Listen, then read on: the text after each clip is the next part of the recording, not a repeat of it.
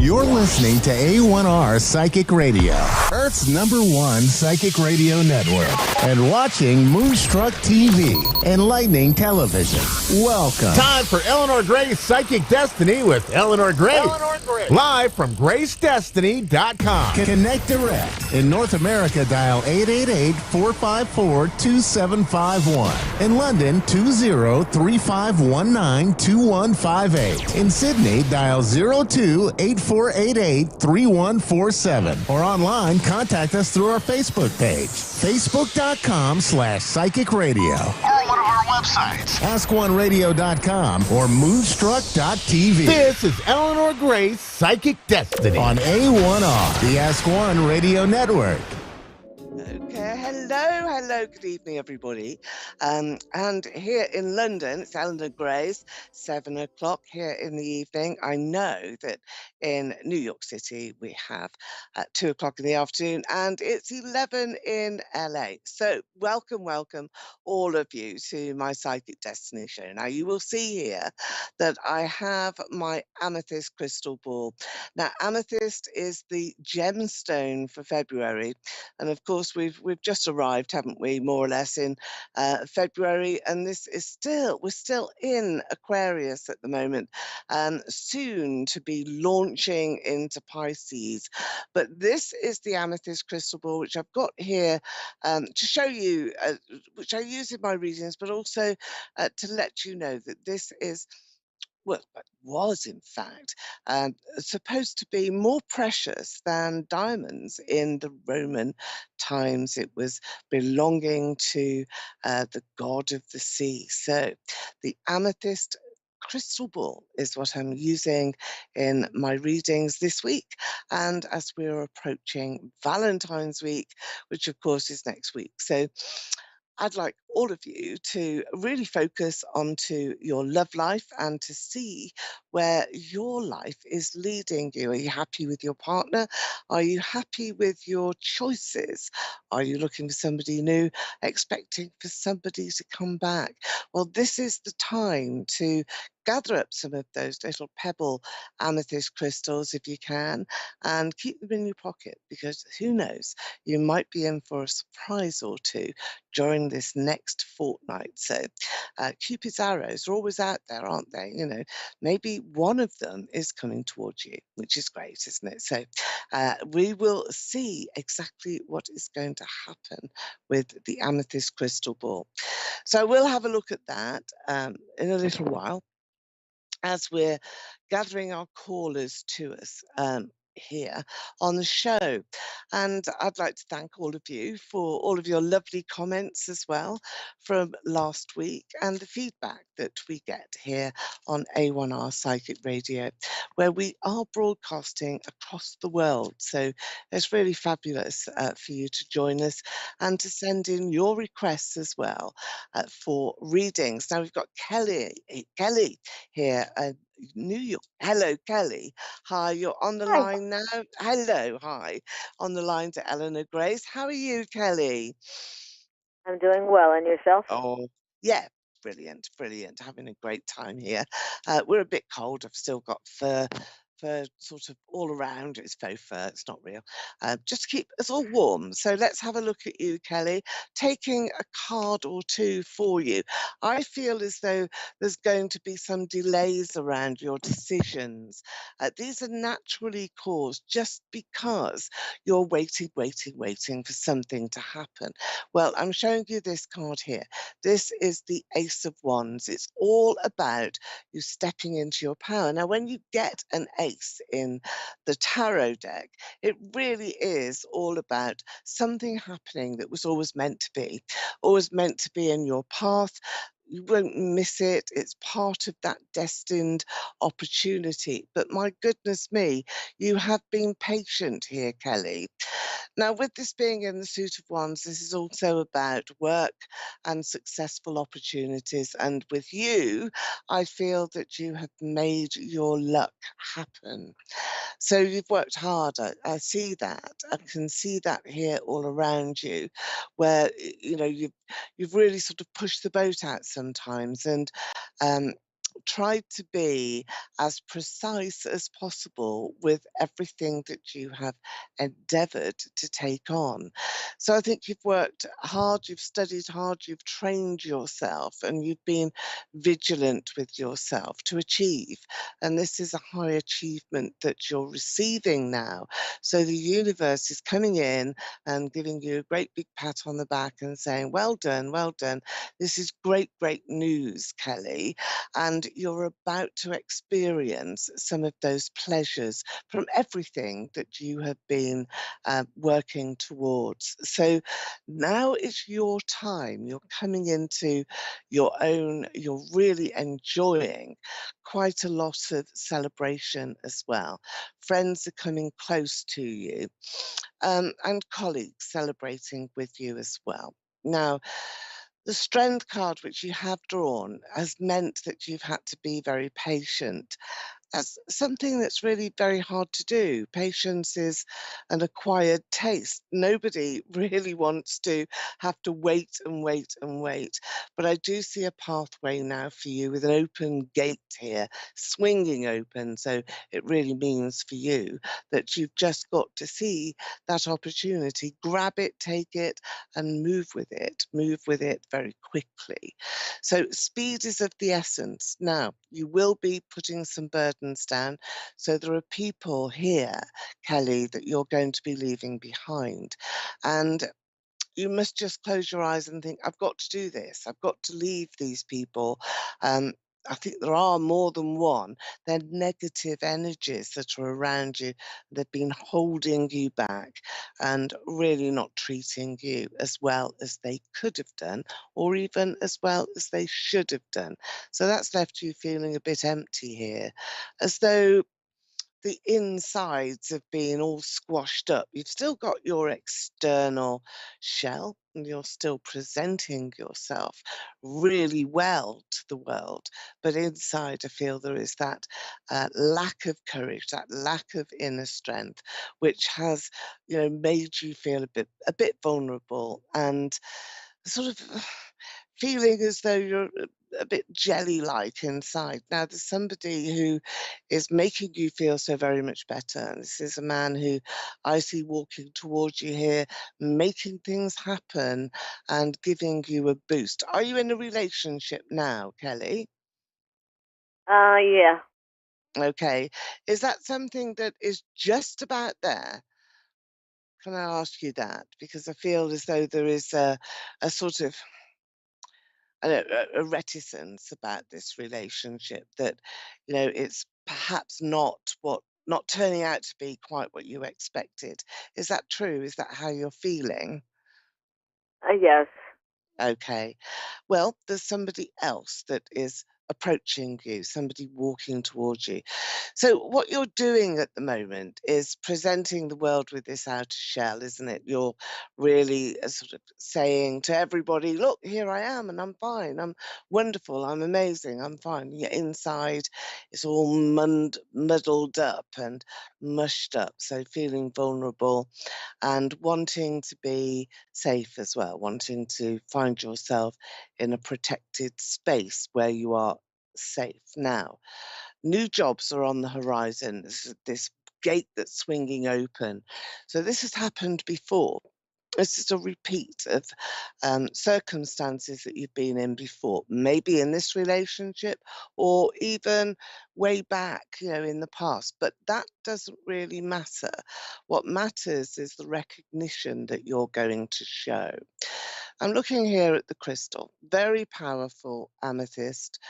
It's a lovely, lovely crystal ball, which I'm going to use now to bring some upbeat vibrations your way. I'm sending these your way, straight down the line here, Kelly, straight towards you, so that you can embrace some of that lovely healing energy of the amethyst and some love that is going to be coming into your life that really gives you that sense of being warm and really treated very well. So at the moment, you do have to do that very hard thing, and that's accept that when there's negativity there, there's not a lot you can do about it. You have to see it for what it is, and you will be feeling as though you've got to fend off this relationship and really open a new chapter for yourself, and that's what I see here. Do you have a little girl, Kelly? Yes, I do. Yeah. Um, I can see her holding your hand and wanting to, it's symbolic. It's holding your hand, wanting to help you, love you, be close to you, and also be protected by you as well. So I feel very close relationship with a little girl here. She's bright as a button, a little bunny rabbit I can see there. So Easter time is going to be important. Maybe this is a time scale for you where you can say, look, I'm going to Easter. I'm gonna sort of see how things go until I get there. It's a couple of months away, and then I'm going to be ready. So get yourself ready because your daughter will be, but she's sticking close by to you. I don't see anything difficult, dangerous, or nasty happening here, but I do feel as though there's huge disappointment. You've been very patient, you've been creating all sorts of opportunities for everything to work. I think you've worked very hard, but that inner shell, that inside of you, is just not going to repair that well or that easily. So I feel that you have to turn a corner now, and you do have to look towards making yourself, your family, a better life. And that I feel is going to happen almost miraculously. That, as I've said already, there is somebody walking towards you here. I can see this in the crystal, and I can also see you embracing new friends. So there's people coming to greet you and you wanting to see some very, very special friends. So I think that there's reunions, there's you being very happy and upbeat and particularly pleased with a new role that you're taking on. So there's a new job here. It was there right at the beginning in your cards here, Kelly, and it's something that you will really embrace with all of your energy and all of your capabilities. Later on, later down the line, I see you working for yourself. There's a business here.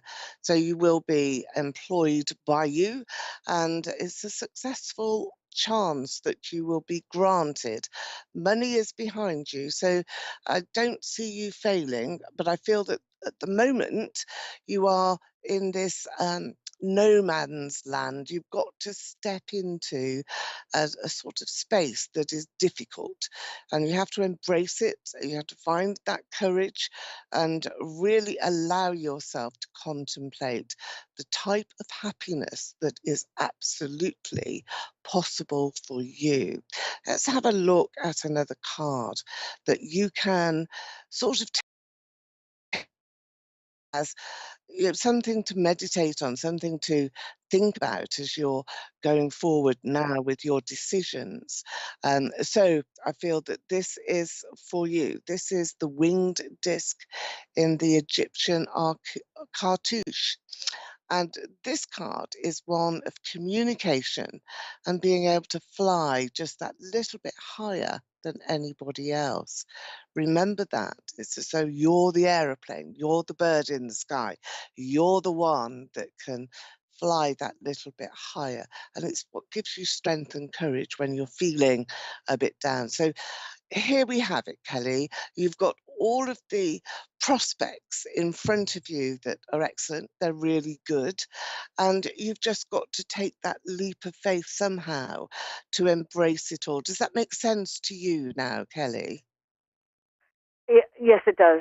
Um, Okay. Well, do you have a question or no? go on quickly, quickly. We've got our next caller on Yeah, the line. Yeah, go on. Go about the prospects in front of me. I have schooling in front of me. Is there anything that you have that I should be focusing in on school? Um, yes, it's the higher learning and focusing on to the opportunities that are there for you. I do feel that it's you embracing your intelligence, your higher self, and taking an opportunity that you should have perhaps taken some years ago. So it's come around again. Is that what you're planning on doing? Yes. Yeah. Well, there you go. I wish you all the best with that. I think you're very successful. And with the ace being there, the ace of wands, it's like this new role, this new job, this new vocation. And that's what you will be aiming for. There's a business down the line, though. So you do have something else that's coming in that is going to surprise you. Very successful lady. So don't look back, look forward. And I wish you all the best there, Kelly. Thank you for joining us here on the Psychic Destiny Show. Now, I feel that we have Stacey. Is it Stacey on the line? Yes. Hello, Stacey. Hi. You're here. Welcome, welcome to my Psychic Destiny show. It's Eleanor Grace that you're with here this evening. So let me take a little card for you. I'm going to use my Mythic deck. I love these cards. These are really, well, they're Greek. They're sort of Greek mythology, and it goes back to all of those ancient times, which I feel are really we're all connecting to those energies. Maybe we need it, who knows, but let's see. Okay, well, we've got this one here. This is all about you here, Stacey. You're feeling quite trapped. There is an escape route for you, but you're not quite sure how to take it or which door it is that may be open. So let's investigate further, shall we? Well, here we are. The Empress. You're moving. Yes, that's what you're doing. You're leaping over problems. So there are going to be some dual interpretations here in the cards that you are granted from the tarot here today. So this is saying it's all about movement and new birth and new situations that you need to embrace. And I feel that this will be so very, very powerful for you this year. You need to make it happen, and you need to also be thinking that you don't need anybody else's help, really. You've got everything that you need at your fingertips. Now, there's a battle that's here in the Mythic Tarot, and this is a battle that is showing that you have really tried very, very hard all the way through to be, I think, sort of very positive and to stand up for yourself and to really be thinking, my goodness me, why am I getting so much negative energy coming towards me? And it's not to do with you. It never would be to do with you. With certain individuals, certain people be feeling a bit sort of down spirited themselves, acting that onto you. So it's nothing to do with distance your life. And here you've got the Sun card. Couldn't be happier. This is such a brilliant card here for you. And it will show you, Stacey, that you're now about to enter a phase in your life which is very upbeat, very positive, and it's about that movement. Are you planning to move, are you? Is this something that is on your mind at the moment, or have you sort of thought about it, rejected it, and then having to consider it again? Because I've got suitcases, I've got furniture vans, I've got all sorts of images here that tell me that movement has to happen. So what's your story here, Stacey? I don't know. I mean, I live with a guy. We've been together 4 years. Okay. I Are thought you we was moving going to. house? Are you moving house? Is that something that you're planning? Are we what, honey? Are you moving house? Are you moving your home? Where you're living? Are you moving from where you're living? Are you relocating to another area? I don't think so. Okay, well, that's what I've got for you. It's here in your cards, and you're going to be very happy. There's abundant happiness that's here. June is a very Okay. important time for you. That's June this year, 2023. But within the next full 12-month period, there's new beginnings all around you. And I feel that this is an important time. This next 2 years, I think, shows a lot of change for you, Stacey. Okay. It's happy. I mean, we're not talking about things breaking down. This, you've got the Sun card here. You're very, very happy. This is all about how you're going to be embracing new opportunities. And I think it's for you and yours. It's all of your family members that are around you. I do see a new birth as well. I want to give you that. There's a baby here that's in your arms, and I feel that this is not necessarily yours, but it will be a celebration of a baby that comes into the family. So I want to give you that as well. Now, in June, there would have been an anniversary. I feel this is somebody who's passed over. There's a lady here, soul in spirit. I've got 3 different ladies who are in spirit who've come straight into my spirit room, which is here, where I'm going to connect to you, Stacey. But I still want to go back to this month of June. Do you recall a reason why this is important for you in your reading?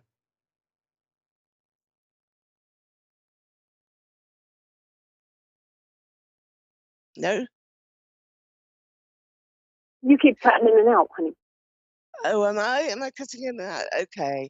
Okay. I do want to just go to the month of June. I'm going to give you that because I feel that that's an anniversary of a soul in spirit, somebody who's passed over.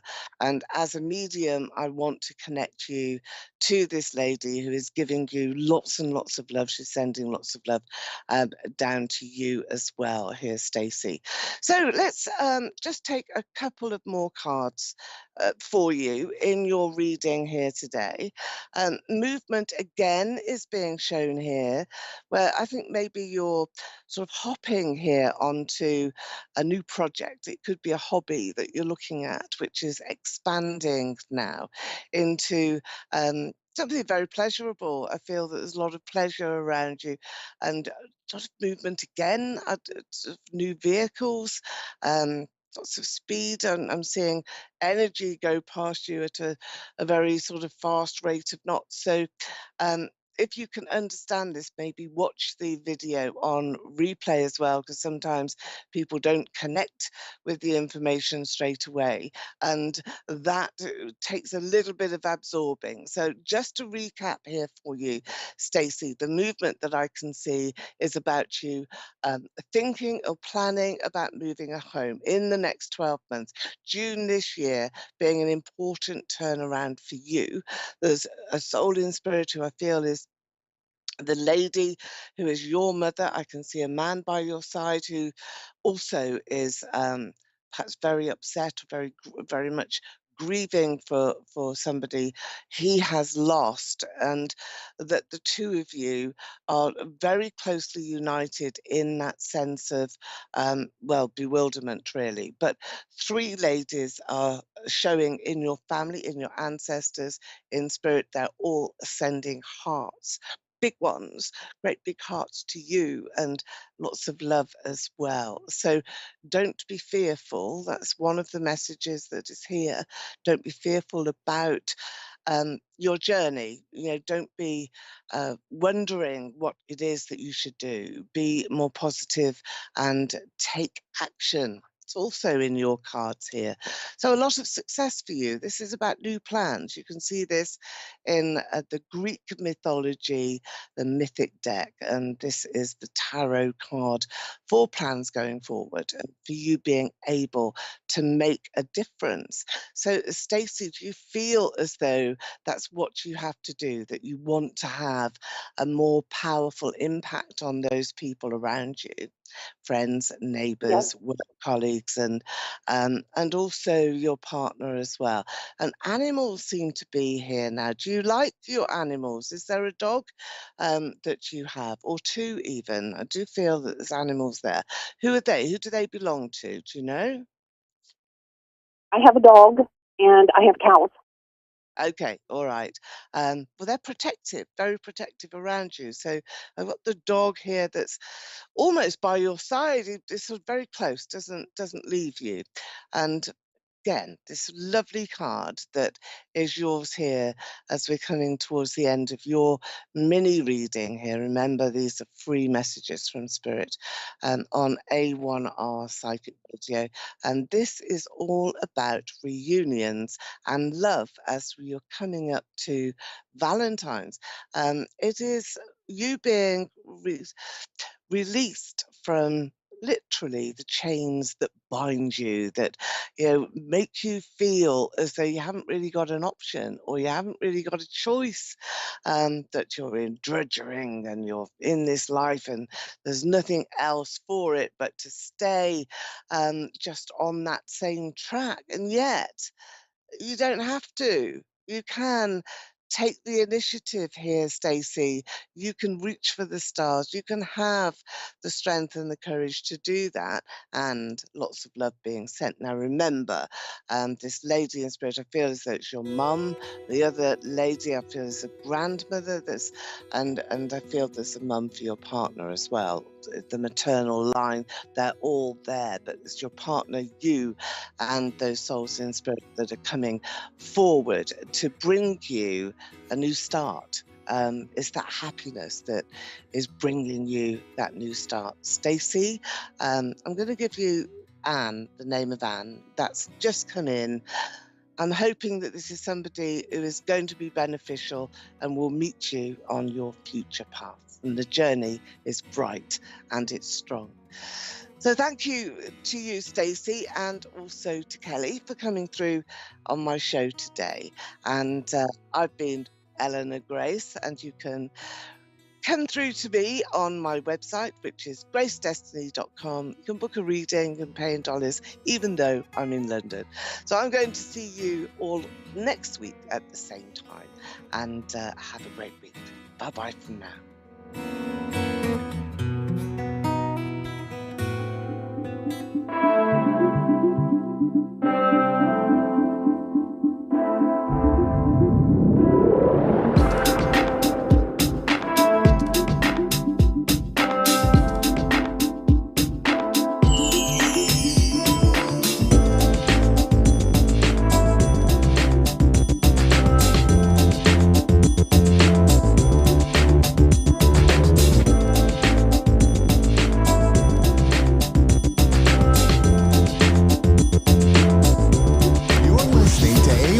Psychic Radio, Earth's #1 psychic radio network, and watching Moonstruck TV, enlightening television.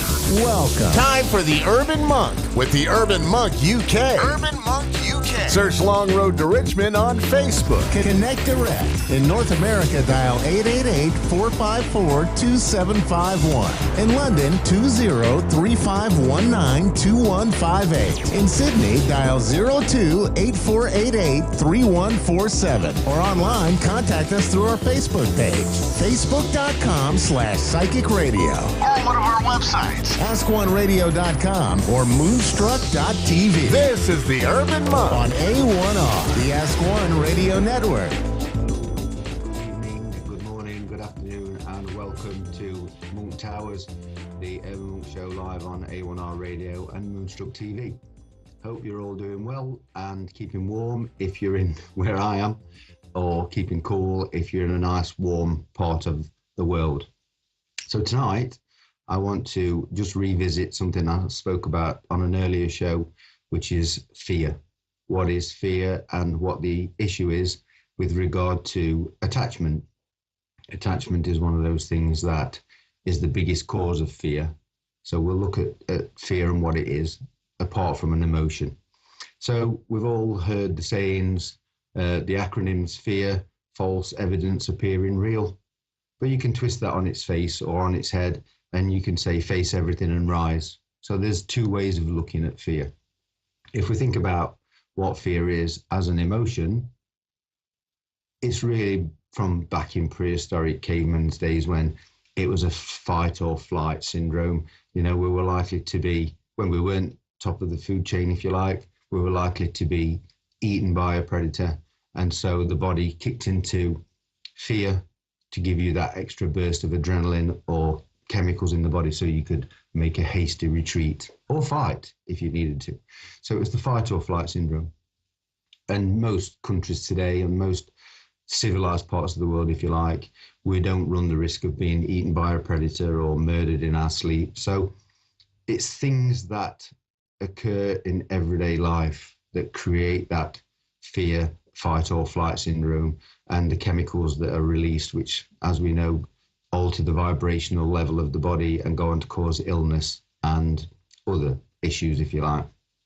So realistically, fight or flight syndrome for us as humans today is really unnecessary. And so other things in life attack us, if you like, the problems at work, the deadline that we have to meet, the fear of losing our house, and on a topical subject, the fear of putting on the heating. There's a worldwide cost of living crisis. You know, in the UK, it's no different. And so people I speak to on a daily basis are afraid to put on the heating. They need to make a choice. Do I eat or heat? Well, realistically, the only thing that we can worry about is right now. And so if we let the fear of the utility companies cutting us off, then that's going to cause more problems than it is just facing the reality day by day. A close friend of mine, a client, but a close friend, was sat, head in his hands, don't know what I'm going to do, I don't know I'm going to pay my bill, I don't know what I'm going to do. And really, all I could do was say to him, just deal with it, you know, just deal with it today. Give the utility company a call. Yeah, but they won't do this and they won't do that. Have you rang them? No, I haven't. Well, give them a ring and see what will happen. And again, he did. He listened to what I'd got to say. He gave them a call and managed to reduce his utility bills by nearly 50% in the short term, but until he can get over this kind of issue, which gives him more money for, you know, presents for Christmas and for the holiday season. And so he left that phone call feeling elated and happy, where before he'd been beside himself. So it's that kind of worry about things that are to come, or we imagine they are to come, which, as I've spoke about before, I call catastrophizing. We think about an issue that might be bad, really bad. And so we kind of act in a way to try and prevent that from happening, but we do it through worry or through fear, instead of just being present, being in the moment, and dealing with it here and now if we can. If we can't, we accept the worst that can happen, and we do everything we can in the present moment to stop that from happening. We don't behave in a way that we think is going to stop it from happening, bury our head in the sand. You know, we don't run away from it. We speak to people, we are present, and we trust the universe will provide. So it's like the attachment. You know, if he wasn't worried about the utility bills, why would he be that concerned about losing, you know, having his power cut off? Ultimately, that will lead to being in debt. Ultimately, that will lead to him losing his house. So the attachment to his house is the thing that causes him to catastrophize and worry. But today, he makes the phone call. He doesn't lose his utility. He doesn't lose his house. And so everything was okay by not being attached, by considering, and it's going to sound quite severe and bizarre, by considering the fact that he may lose his house. If he can accept that that's the worst possible outcome, nobody died, he's not going to go to prison, he can pick himself up and start again. It's the thought or the fear of starting again that make people start to panic. It's the attachment to the house that makes him worry. Worrying about losing that makes him start to panic. The fight or flight situation kicks in, the adrenaline starts to flow, the chemicals start to flow. We find that we don't need to run away from a marauding saber-toothed tiger. And so all it does is alter the vibrational energy or level of the body. And that, as I've said before, as we now know, creates illness. But if we face everything and rise, we face the possibility that he might lose the house.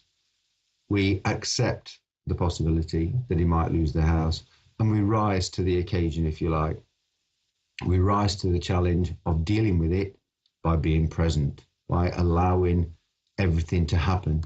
Do nothing, remember, and nothing remains undone. It's one of those weird sayings. It's almost like a double negative. So if you do nothing, nothing remains undone. Therefore, everything takes place as it should. Attachment is the same in personal relationships. We have a fear of losing a loved one, and we panic about that. We catastrophize about that. We make sure that everything's okay. The roads are icy, so we take extra care to make sure the person leaving the house is ultra safe. Ring me when you get to work, because I'll worry that a situation has arisen. Well, the person walking to work or driving to work probably isn't concerned because they're capable of walking in the ice, they're capable of driving in the ice. So the person that said, ring me when you get to work, is the one with that anxiety and that issue, rather than, it sounds horrible and hard, if something did happen, dealing with it then, dealing with it exactly as it happened by being present and in the now. So attachment, again, to relationships, you've got a partner and you love that person. So it's the attachment to that person that makes you fear losing them. So you kind of change your personality. You become what you think they want you to be in order to keep them. It's more important that you think about yourself. Be who you are, be true to who you are, and don't catastrophize. If something happens within that relationship, accept the worst that can possibly happen. You may have to start again. We start again. Nobody died. Nobody went to prison. Nobody held a gun to your head. And so it sounds quite callous and cold, but you are the most important thing in your life. Your vibrational energy is the most important thing in your life. And if we exude gratitude and love and appreciation, what I've said before, we vibrate at those levels, guess what the universe gives you? So instead of catastrophizing and panicking and being attached to that person, making them feel cloyed or restrained or accusing you of being controlling, it comes from a genuine place. You try to make sure that everything's okay and you care for that person. But if they turn around and say, why are you controlling? Why do you tell me to do this? Why do you want me to ring you every time I get to work just to make sure I'm safe? That comes from a place of love from yourself. But how is that interpreted by the other person? It's that attachment. It's that fear of loss. It's that fear of losing that person within that relationship. Can you start again? Do you want to start again? Is it really worth changing yourself to please that other person? Because then you stop being who you really are. If you are who you really are, and that other person really does love you, they will accept you for that. If not, there's many times, many relationships that I know of where people have changed who they are to try and please the other person or appease the other person, and in the end it's ended up not working. You know, the relationship ends because that person resents the other for making them behave in a certain way, and yet they chose to behave that way out of fear of loss, out of that attachment. It's the same in all walks of life. The new car, do I need the new car? Do I really need the latest iPhone? That's an attachment. It's a fear of not being up with the kids, trendy, having the latest gadget. We all spend time putting ourselves out there to get things instead of thinking about our own personal mind space, our energy, our mindfulness, our silence, our presence, our gratitude. Just be today. Just be in the moment. Just be conscious of that. Acknowledge, as I've said many, many, many times, acknowledge the thoughts. What if he does walk to work and fall over? What if she does bump the car? Take those thoughts, acknowledge them, but let them go. Don't identify with them. Don't catastrophize. Don't be attached. It's nice to love something. It's nice to love someone, but love starts inside. Love starts in yourself. And I was told many, many years ago, and I couldn't really kind of get my head around that. If you love yourself, brackets, arrogance, close brackets, if you love yourself more than anything else, then you have untold amounts of love to give to other people. You have to be confident in yourself. You have to love yourself first before you can love someone else.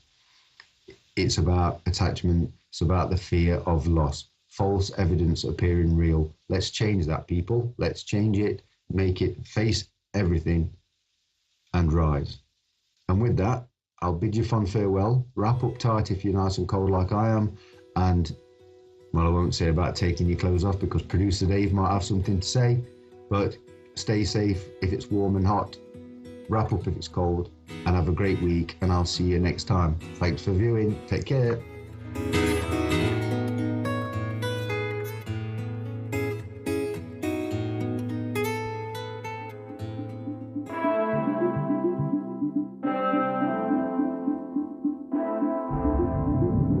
A1 A1R Psychic Radio is pleased to announce that John Capello has joined us. John Capello and the Psychic Side, live from johncapello.com. Hi, I am psychic medium John Capello, and I want to ask you to join me every Tuesday, 4 p.m. Central Time, for my show, The Psychic Side. It is an informative show about developing your personal psychic abilities. I hope you will tune in here on the Ask One Radio, Psychic Radio Network, and Moonstruck TV. Amazingly accurate, clear answers to any question. You'll love Suzanne Marie readings. Clairvoyant reader and spiritual light trance medium. Tarot is used for spirit confirmation. She's been a spiritual reader for 30 years and would love to be able to bring accurate, clear, visionary readings for those who seek answers. Available online and phone. Call 320-455-2303 or email readingsbysuzanne@gmail.com. Suzanne Marie. Check her event page for specials.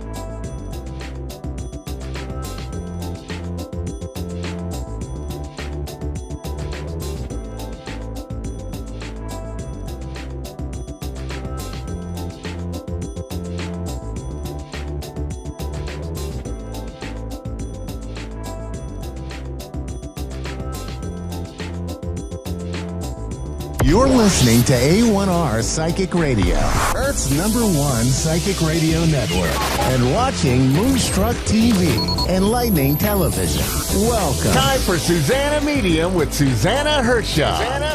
Live from SusannaMedium.com. Connect direct. In North America, dial 888-454-2751. In London, 20-3519-2158. In Sydney, dial 02-8488-3147. Or online, contact us through our Facebook page, facebook.com/psychic radio. Or one of our websites. AskOneRadio.com or Moonstruck.tv. This is Susanna Medium On A1R, the Ask One Radio Network. Wonderful, wonderful. So, good morning, good evening, good afternoon, lovely, lovely friends. Thank you very much for joining me. You are live with me here on the Ask One Radio Network, A1R Psychic Radio, and Moonstruck TV. And I'm your host, Susanna Hershaw, medium, your psychic medium through times of change. So thank you very much for joining me, and you are listening and you are watching this show, Susanna Medium. And oh my goodness me, it's exciting to be back, because last week, you see, I told you today, or this week, I'm celebrating my 3rd year, starting my 3rd year here on this, or with this wonderful network. So hippie hooray for another 3 and 6 and 9 and 963 and 639 and 12 and various numbers and years to come here, and Ask One Radio and all the team behind the scene. Thank you very much for all your support. So here we go. It's good to be here. Excuse me, and the voice is going to be here as well. So today, my lovely friends, I'd like to tell you a story. So I like stories, so stay on to the very, very end Now, you see, I'm a musician, and from time to time, I enjoy listening to music or playing music. Not very often, or not that much, because I quite like silence, and actually, I prefer silence. But on this occasion, a few days ago, I found a beautiful, beautiful meditation music. You know, one of those pieces which lasts for 10 hours. It goes as a loop and loop and loop, and you can sit in meditation or you can go asleep, and with that music, you can do anything what you want to do. But then you see that music, it really caught my attention because it did not have any beat, it did not have any story in that sense, but it was beautifully holding the space. And how I can describe the music, it wasn't green, it was more of the blues and the turquoise, those colors. That was the music. So beautifully holding the space. And as I was sitting down, I was really very much immediately in my heart space. So I got my little lesson. But then I kept on listening to that music that was on my laptop here. And then you see, as I was sitting, I looked into one of the social media pages, you know, the social media page where you would have an object on the wall, and then that makes a sound of that object. So I was on that social media, and not as if I am doing much there or I'm really looking into so many things, but there's something really caught my attention. There was this page, because somebody guided me to that page, and I was watching and I was looking at the various slides and then the various little stories really about everything what is happening in our world, why this music was at the background. And then you see, for the split second, I just imagine myself or the whole situation being in a film. You know, if I had a camera over there and just recording everything, how this person is looking at everything, the little icons and what is happening in the world, while this music is holding the space. And it really felt quite an interesting energy there. But then you see what I found was on one little icon, excuse me, on one little icon there was a bear, the bear who was wandering around the streets in one of the big American cities, I think, was wandering around. And most certainly a bear should not be wandering around. So that caught my attention for a little while. And then I was looking at another set where I saw a lot of snow in one place where it should not be that much snow. So people could not really step out of their homes. So I was watching that little clip as well. And then you see how the whole thing is. It looks like that we've got all these icons. Nothing is moving unless you put your attention, put your cursor on them, and they start coming to life. And then I was going with the ones which were interesting in some sense, so I really needed to look at those things. So anyway, I saw the bear wandering, and I saw the snow. And then the next one, I remember seeing a place where people try to ski because it's January, but there was no snow. So I don't know, they were doing something else, just looking at the grass really, because I was looking at the grass. And then the next one, you see, I found a slope covered with snow, and a man trying to slide and ski, and that man was followed by a bear. It wasn't that bear I saw first, but it's a different bear. And I said to myself, now finally everything is in the right place, the snow and the slope and the man, and maybe the bear was following, trying to catch this man. So I really wanted to see what was happening to the man, so I watched until the very end. This little clip, what was happening to the man. I'm sure the man was fine, but then I said to myself, finally things are on one clip, everything is in the right place, the snow and then a man, and then, okay, there is a bear there as well, but then is the bear's natural habitat. So here we go. But then my attention went on to current affairs. So, you know, what is happening in our current world. I did not really look into many things because it is not really my really great interest. But I just clicked on various things for a couple of seconds. And then while this music, this beautiful music was at the background, holding everything together, for me. And I was really feeling that actually, you know, I was wasting my time. Most certainly I was wasting my time about 15 or 20 minutes just by watching and looking at these things. Were they necessary for me to know? Maybe not. Maybe for a little while I need to know what is happening, but we cannot know everything. We cannot give our attention to every single thing happening, whether they are important, less important, or the least important things.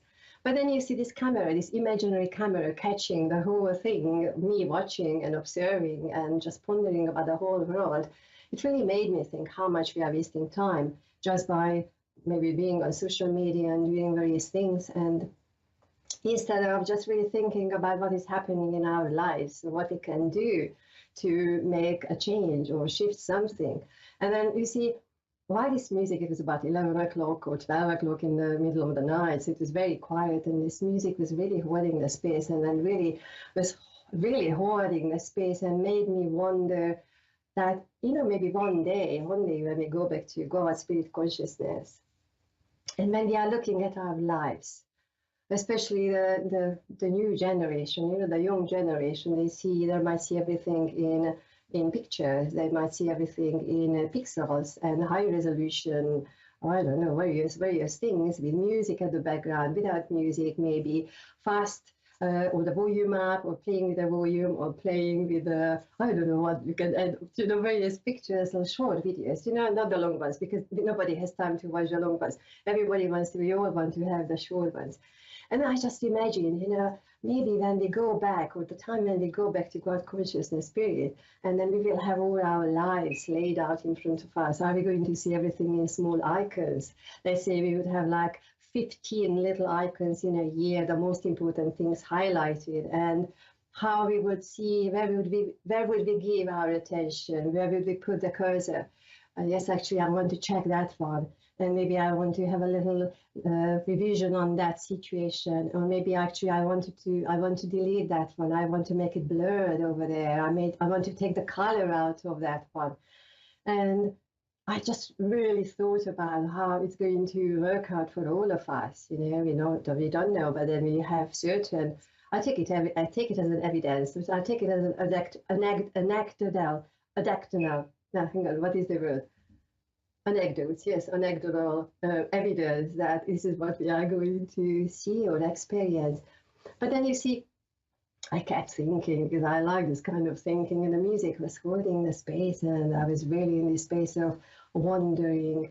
And then for a split second, I was actually thinking of, are we going to look at or be proud of those little icons, the short videos on our palette of our lives, where we did something, where we contributed something to somebody else. Or maybe we are going to continue complaining about somebody else, a neighbor or a colleague or a child or a spouse or a parent or the family or community, somebody in the community. So our attention is going to be on somebody else out there. And when we are back to God and spirit consciousness, are we still going to complain about those situations and then blame those people and blame those situations for the failure of our lives? Or we are going to maybe we are going to be in denial, and maybe we are going to, but actually, we cannot be in denial, because this is still our story. So whether we are feeling very proud of those instances where we helped somebody, or we contributed, or we created something, or we were really living our life and really living from our heart space and created something. And created something for the benefit of others, not just for myself, but then for somebody else. And then you the same, think about your own life. What did you create? What have you created so far? What is going to be on your palette when you are going back to God consciousness? What kind of pictures, what kind of short videos, what kind of icons are you going to have? What kind of stories you are going to create to your pictures or your stories? What kind of labels are you going to put onto your short videos or your icons? Are you going to have colorful pictures, or are you going to keep things black and white? Or what is the frequency? What kind of colors? Or how are you going to present? How are you going to reflect about your own life? And then, of course, are you going to have music? Are we going to have the music which is rushing us through, which is actually more than 65 beats in a minute, and it's going to hold us, and keeps us moving and moving and moving. So what kind of music are we going to have as a background when we are reviewing our own life? Or maybe we are going to have the very, very chilled out, the blues, maybe we will have like 28 beats in a minute or 37 beats in a minute. Maybe we will have that one throughout our life. Maybe we will have those ones where we have where we had pause, where we chose to be quiet, where we did not want to have anything and anybody around us. And maybe for a couple of years, we don't have anything and anybody on our palette. So you see, I'm not saying I don't know, but the whole situation really made me think on the whole experience, because it doesn't matter you are young or middle-aged or young in your heart and young in your body, and you call yourself a 60, 70 or 80-year-old person, doesn't matter. We are all young. With the very, very moment, we are very, very young, and we've got many, many good times ahead of us and many more opportunities to make those moments and weeks and months and years to make a lot of sense. So my invitation to you, my lovely listener, is that just think about that. What are you going to put on your palette? A few weeks ago, I talked to you about one side and the other side of the canvas, this year and last year, the old year and the new year. So that's really just focusing on one segment of our time here, what we are experiencing right now. But then you think about that, pause and look around and have a little different view of your life. What are you really proud of? What you want to keep? What you want to create? Where are you going from this very moment? So something to ponder about for another 7 days, and I'm going to be back in 7 days. So thank you very much for joining me. This was our show, Susanna Medium, with your host, myself, Susanna Hircher, a medium, your psychic medium through the times of change, what we experience right now. If you are interested in my work, come to my social media pages, all the pages, everything is Susanna Medium, SusannaMedium.com, always 9 letters. So from this place, I'm sending you lots of love, many, many blessings, and A1R behind the scene. Thanks very much for your support, and see you in 7 days time. Thank you. Thanks. Bye.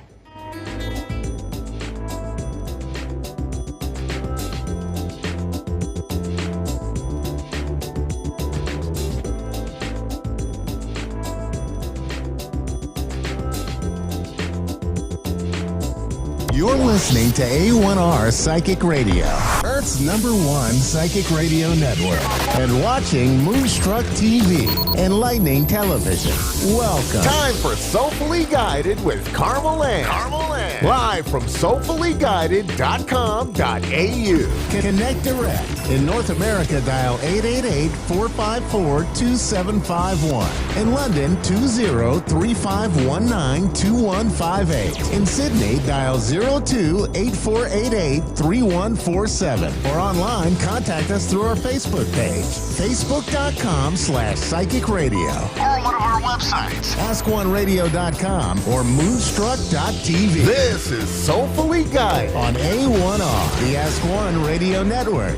Hi there, everyone, and welcome to another show of Soulfully Guided. I'm your host, Carmel Ann, and thank you to our producer who's I've entered the show and he's begged me please not to dance, which I don't think anyone wants to see that. So look, today I promised I'd share about a really silly experience I had, and that was my first near-death experience living in the country. So I'll do that. We're also, hang tight, we're not going to go into a caller today.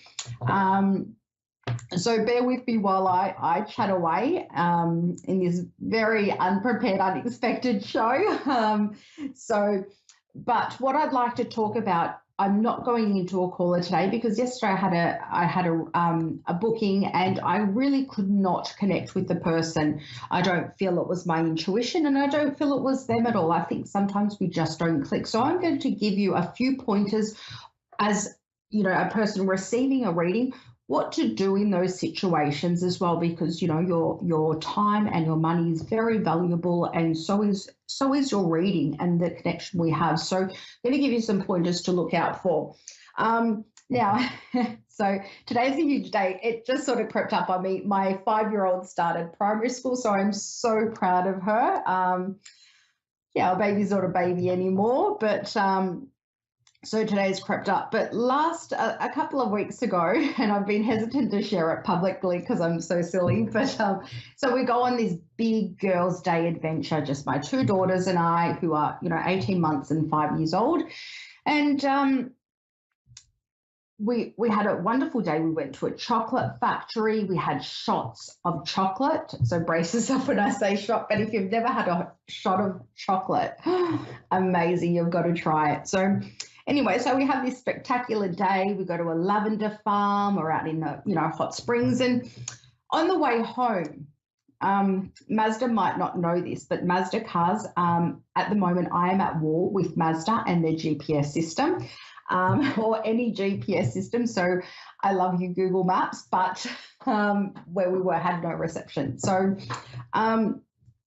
we, had a great day. We're on our way home. My daughter and I, my two daughters and I were on our way home. Our GPS takes us down this back road, which ends up being not a connecting road to a track to a back road to another road.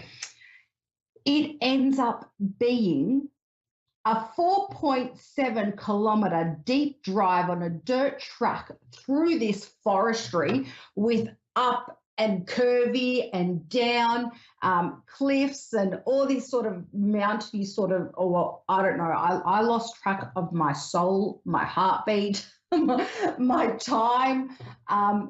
It was really scary. I've never been four-wheel driving, right? So I like to believe I can handle a car well. I liked cars when I was younger. So I do this big, like wildly beast squeal for my life. Managed to get some reception about 1.k in, call my husband just to lash out at him at why the car is doing this, as some of us like to do. So but then it gets to the point that I was so scared. So I can laugh about it. My neighbours can laugh. They're going to turn me into a country girl. But, it was one of the worst. There's been torrential rains here and floods. So the holes in the road were just consistently long, like the depth of the length of the track, and they were wider than the tires of the car. So it was full on, wheels screeching to get up, or I went slow and steady. On the last 1.7 Ks, I rang the police. I rang our emergency services. Unfortunately, we hadn't hurt ourselves yet, so they couldn't help us or save us from, I wasn't able to go through. So I just imagine, oh my God, we're going to be stuck here. There's no internet. They've said to just call someone else. So I thought, we're going to be stuck here in the middle of nowhere at night. And I just had, it was a very scary experience at the time. If you're laughing, don't feel so bad. It is quite funny. And if you're sympathizing with me, yes, I understand that too. But so my husband I actually messaged our coordinates to my husband, because at one stage the track that the GPS system had let us on, it actually went off track, off grid even there. So I just thought, oh my God, we're stuck in some Australian, our forest. No one's going to find us, or the car's going to, we're going to lose control of the car. So it was pretty scary. And then in the end, like, I was only unbeknown to me, because I was freaking out, I was 3 minutes away from this 4.7 kilometre track in Shepherd's Flat. And I sent my coordinates to my husband, and I said, while we've got reception, I can't look at the internet, so I can't see where we are, where we're going. I can only see what's off grid on this map. These are my coordinates. So I sent him my longitudinal and latitudinal location, and I said, call for help if I don't message you or call you within 30 minutes. So I got quite serious. I've never done that in my life. I felt kind of, I've never needed those coordinates in my life, but I felt kind of resourceful. And when I got out of that moment, and that moment was like that we saw a gravel road, like a paved road. This might sound extreme to some four-wheel drive enthusiast, or some, people that love, great fun activities like that. Not me. So I felt like I was the last survivor on a horror scene. When they come out battered and bruised, they can barely take another step. They can barely even breathe, but they've survived this whole experience. And that's how I felt driving out of that forest onto, finally getting to the highway. So that is my story. And you're probably thinking, why didn't you just turn around? Well, because by the time I realized where we were, I didn't reverse it. It just happened. Like I just couldn't reverse. I couldn't do a U-turn. And yeah, so I used my intuition that yes, it said we were going to be okay and we were going to get out, but there was a moment that my body really shut down, and I thought, when I saw this I just thought, no, it's going right up and around. But we made it, and we made it home safe. I had to talk myself, calm myself down, like talking to myself for about half an hour while I was unpacking the car. But that's my near-death experience. So I am very clumsy like that. I should be used to situations like that. But that was my most fearful experience so far living in the country, 6 months into living in the country. So sadly, I can't say I had some, amazing contact with a snake or like a deadly snake or some amazing wildlife in Australia. But yeah, that was my story, and I thought I'd share it and make a joke, have a bit of entertainment purposes, unless you're a bit worried like it's happened to you. So, yeah, that's my story anyway. So you can have a laugh at my expense. And it was a week after it happened, my husband told me that it was one of the worst the tracks to go down. But I also wanted to spend some time. So yesterday I did a reading and I really couldn't connect with the person. So I want you to know I don't feel my intuition is off. Sometimes there's just not a connection there. It's hard to connect. Like a psychologist or a counselor, like any practitioner or a GP, not every tarot reader or psychic or medium or any spiritual service, not everyone is going to be a good fit for everyone. So you don't have to feel bad. If there is no connection or the reading is feeling very off and it's not talking about the future, it is important to speak up and let them know. I'd say as early as possible. Ways to avoid booking readers with, if you're not feeling that vibe with them. Sometimes it just happens like, the person I had that made the booking was a very good person. They were lovely and they were kind. I would recommend reading through a reader's website, having a feel of them, watching some videos of them, like if they do a radio show like this, checking out how they read, just exploring their identity and their skills before booking. And that'll really help you determine what's a good fit and a reader for you. I personally have a code of ethics on my website, what I am and am not comfortable to do in a reading. And also, if you have a chat with someone and they're not a good fit for you, you don't have to proceed with booking. There's no obligation there. Obviously, you're not going to ask them 20 questions or anything like that before booking, but please know that you are very safe with a genuine reader, and you can say no to booking with them if you don't feel they're a good fit for you or can't give you the type of reading that you want. So please check out people's websites, do a little bit of research and see how they fit with you and their energy as a reader before booking with them. And that'll prevent any sort of situations where it's a sort of an off feeling, or, you just might not be right for each other. I would also say let them know up front and find out their refund policy to, if someone can't read for you as a once off, or, you have to know your options as well, whether you can refund. So they are some tips. Thank you for listening to me, and I'll be back into readings next week, and with some, hopefully not another near-death experience. Let's hope not. So thanks everyone for tuning in. I've had a great week. Thank you. We'll see you next week. Amazingly accurate, clear answers to any question. You'll love Suzanne Marie readings. Clairvoyant reader and spiritual light trance medium. Tarot is used for spirit confirmation. She's been a spiritual reader for 30 years and would love to be able to bring accurate, clear visionary readings for those who seek answers. Available online and phone. Call 320-455-2303 or email readingsbysuzanne@gmail.com. Suzanne Marie. Check her event page for specials.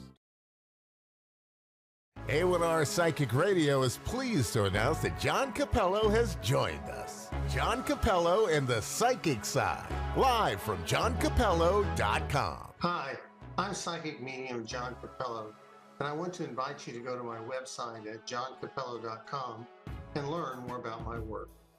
My career has spanned over 30 years, and I've had the privilege to share my psychic and mediumship abilities with thousands. I hope to hear from you soon.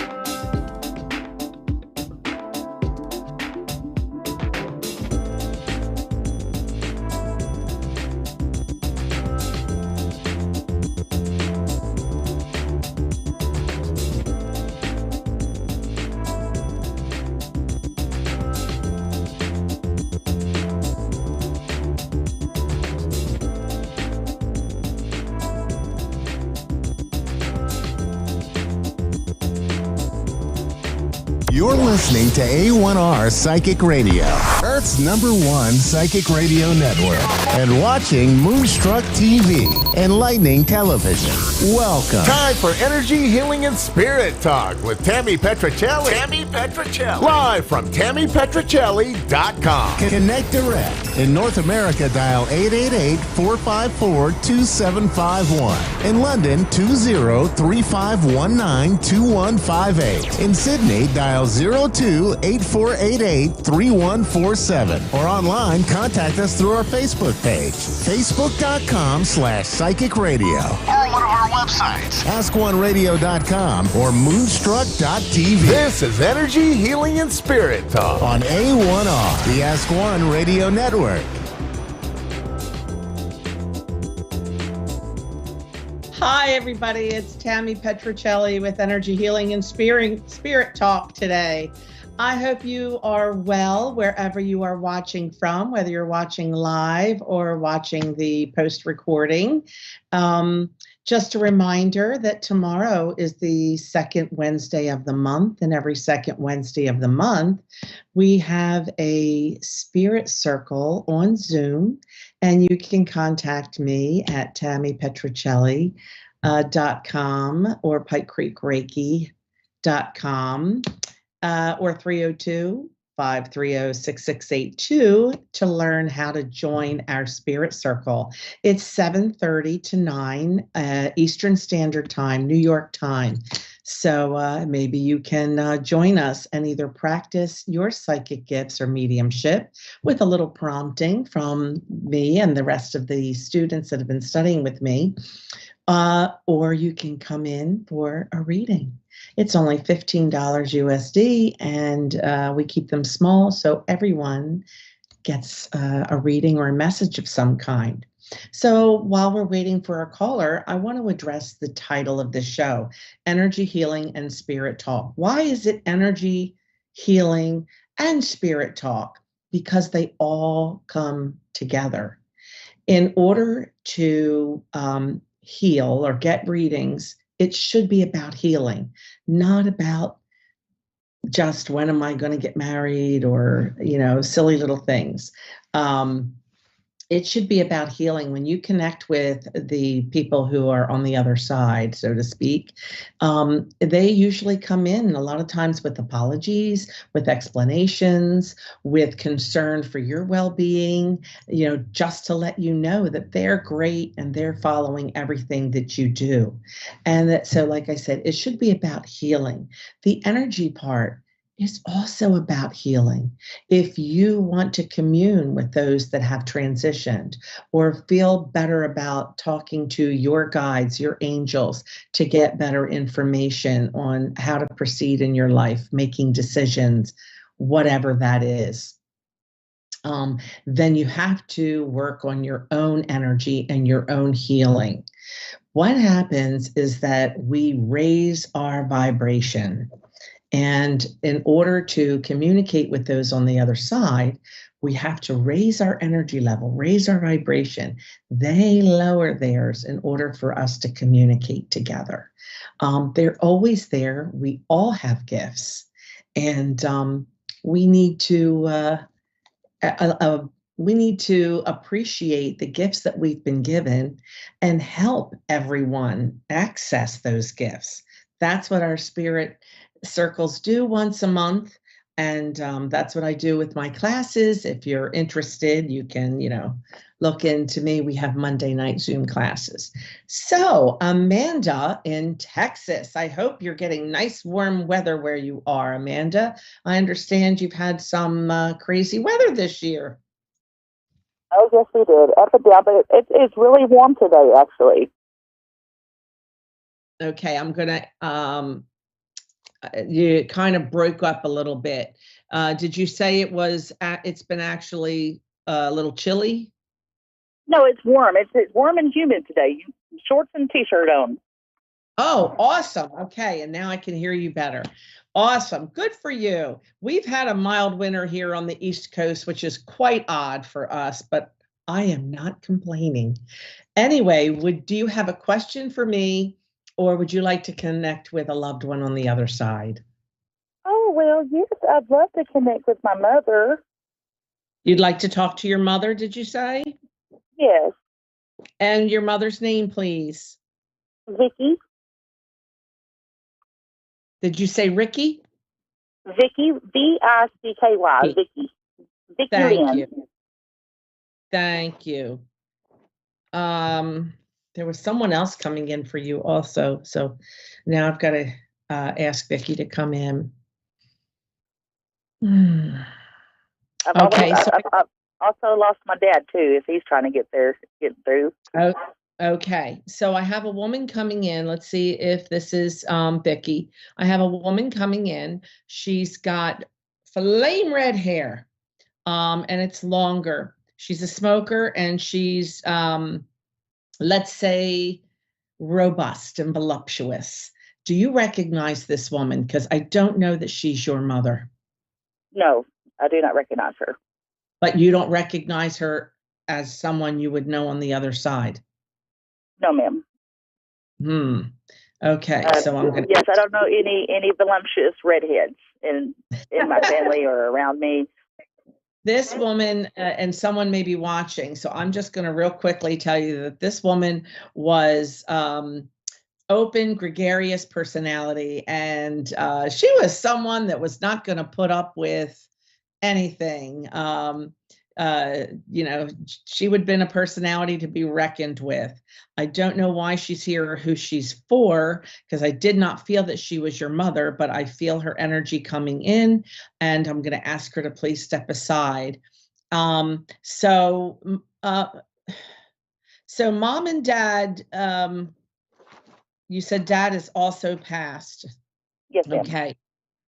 Were they together at the time of the time whoever passed first? No, they were divorced. Okay, because they're coming in years. together. They're coming in together, and that feels odd for me, I want to say, meaning they weren't together at the time of one of the first ones to pass. And dad passed first? Yes. Yeah. He shows me he passed first, but they want you to know that they come together in solidarity, though, to talk to you. And they tell me that you would find that a little odd, because their relationship after the marriage ended was not as copacetic as some might think. Would you understand that? Yes. Yes, but they come through and they say, we come in, we're together. We've worked this all out, and we want to come and talk to you together, not just mom, but dad too. And dad wants to come in because, as I said, this is about healing also. And he comes in with an apology. Would you understand him wanting to apologize to you? Sure. Okay. He does come in and he's like, Mom has forgiven me. I hope that you will forgive me too. He makes me feel that there may be some unfinished emotions that you need to filter in thinking about your dad. You understand that? Okay. Yes. Yes. Was there a second family for dad, please? A second family? Yeah. Divorce. Well, his brothers. His brothers and his dad were there. No, he was never remarried. Okay. He just makes me feel like there was a second family for him. Did mom remarry and you have half siblings? My mother remarried. Okay. And her husband has also passed. Then I'm feeling that from mom, not dad. I felt like it was for dad. My apologies. She's like, I need to get a word in here edgewise also. And she mentions are there 4 children of you altogether? Does she have 4 altogether? Yes. Okay, but she talks about there's kind of some distance or not good closeness between all 4 of you. Does that make sense? Yes. And she talks about this. So, do you have a full sister, please, that is a full sister sibling? Yes. Okay, because she talks about or references the 2 of you not getting along. Okay. You understand that, please? Yes. Yes. And she has compassion. They only have love and compassion on the other side.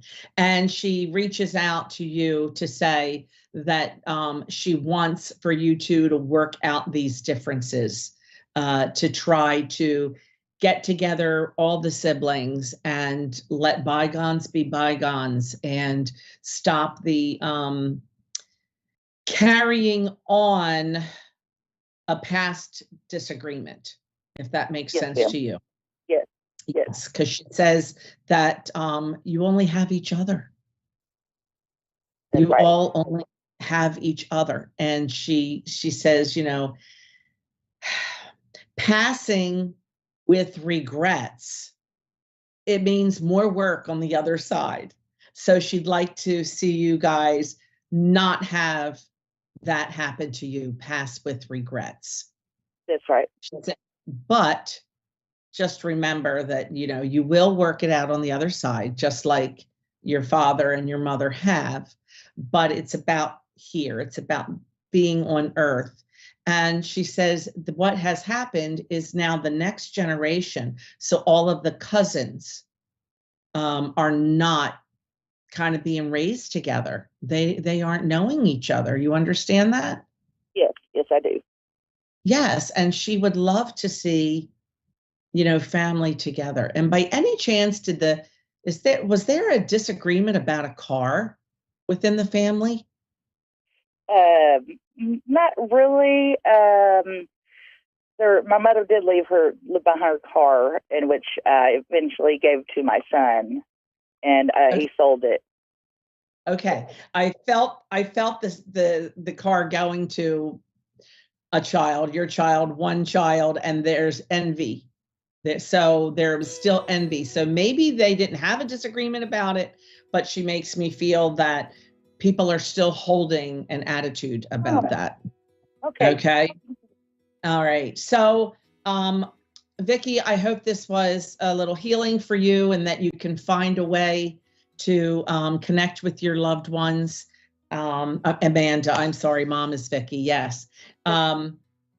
I hope that this will bring you some healing in the future, and I want to thank you for calling in.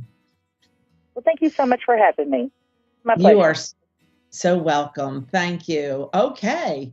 I will see you all here next week, same time, same station, same place. Please share this with your friends who you feel may be interested. Have them come to Moonstruck.tv. Have them come to Tammy Petrocelli, Energy Healing and Spirit Talk. And I'll see you next week. Thank you guys so much. Bye.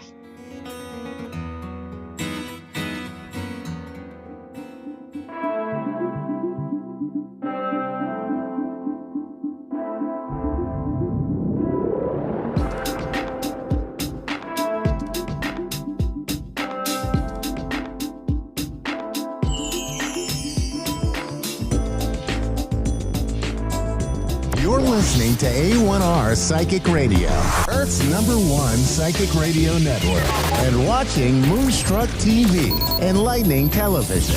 Welcome. Time for the mini medium with Stephanie Cowan. Live from tarotwithsteph.net. Connect direct. In North America, dial 888-454-2751. In London, 20-3519-2158. In Sydney, dial 02-8488-3147. Or online, contact us through our Facebook page, facebook.com/psychic radio. Or one of our websites, askoneradio.com or moonstruck.tv. This is the mini medium on A1R, the Ask One Radio Network. All right, wonderful. Hello, my friends. Happy Thursday. Oh, just kidding. Happy Wednesday.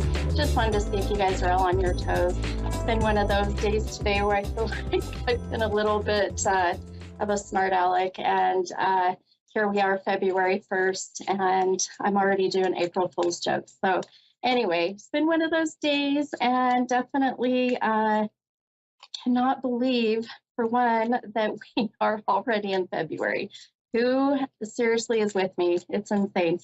But what I am excited about is the fact that we are just about into, oh my gosh, oh, that was really strange. Anyhow, well, I'm glad that we're good. That just goes to show you how crazy energy in the room can be and how crazy that it's been for me today. All right. Ooh, that got my heart racing. All right, my friends. So anyhow, excited for spring. Yeah, to hit here in Utah soon.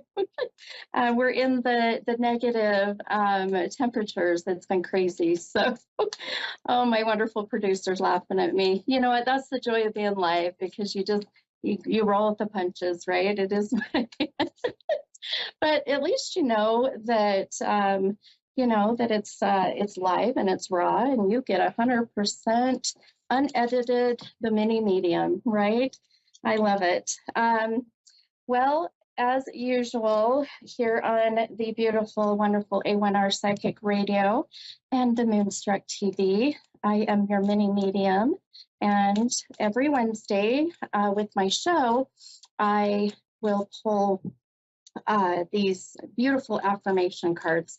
So we're going to pull one today, and I always go with the number that I'm most drawn to, the number that's been really kind of standing out. And today, I've been really, I cannot, 17 has been a strong number for me today. So we're going to go with 17 and see what our affirmation says for today. And then we'll get started and take a caller here in a minute. Let's see, let me make sure. I'm so particular about making sure that these cards are the right ones. And that's what I thought. Okay. All right, my friends. So the affirmation, now when I do these every Wednesday, this is really for everybody, and the affirmation is really a repetitive, promise, I guess, if you will, or saying to yourself or any other ones within your energetic space. And every time that I pull these affirmations and every time that I've read these, they fit so beautifully. So here we are, February 1st, and today's affirmation says, when I don't know what is happening, I choose to be curious and excited about what is going to be. Oh my God. Okay, now I'm laughing. If that's not perfect with what just happened with all of my crazy stuff kind of falling and whatnot. So when I don't know what's happening, I just choose to be curious and excited about what is going to be. And I'll tell you, got my heart racing, that's for sure. But, to trust the universe, to trust that everything happens for a reason is a big part of what that affirmation is, really about. So just knowing that even if we don't have all the answers, then we just choose, to be curious. We choose to get excited and be ready for whatever is going to happen. Just like what just happened now with all my stuff falling. I literally had my whole entire, camera and my light and everything just came down, and I thought, gosh, well, if we're starting already that way, then I can't wait to see how the readings are for tonight and with the callers. So all right, I think, are we ready for a caller? Oh, okay, Trina. Hi, this is Stephanie, mini medium. How are you? I'm doing good. How you doing? I'm doing great, thank you. All right, my friend, how can I help you tonight? I have a particular question to ask, but I was offered a free reading, so, and it's crazy that you said curious. Yeah, because I'm kind of curious. Okay, say that Very again, my curious. friend. I'm sorry. I said I have a particular question to ask, but I was offered a free reading, and it's crazy that you was talking about how curious when you were just saying about the curious part about the cars and everything. That's how I'm feeling right about now, if that makes any sense. Yes. Like I always be like that, but I'm kind of feeling it more and more today. Gotcha. Isn't it crazy how that these, affirmations and these things, how amazing that they make sense, and how they fit. And, I didn't know who was calling me tonight. I didn't know anything about you until just now. And all I know is your name is Trina, and that is it. So, but I love that the card and everything the affirmation had to say was, making sense and fitting so beautifully for you. So, and my producer said that you're from Lafayette, Indiana. Is that correct? Yeah. Yeah, Perfect. Okay. I have a lot of followers from Indiana. I love it. I get a lot from the East Coast. I love my East Coast friends. I love them. Well, I with being that you're on my mini medium show with the A1R Psychic Radio, your reading tonight is free. And so whatever question you have, I'm happy to try to help you. Okay. Just let me know whenever you're ready. I'm ready, hon. Yep, I'm ready. Okay, so November 30th of last year, I was diagnosed with kidney failure. And I've been having complications with the PD capner in my stomach. And that's to start dialysis and everything. I have not started dialysis yet, but something's just telling me keep trying with the PD capner in my stomach because I feel that's the best way for me to go about it, enter it in my lifestyle, if that makes any sense. Gotcha.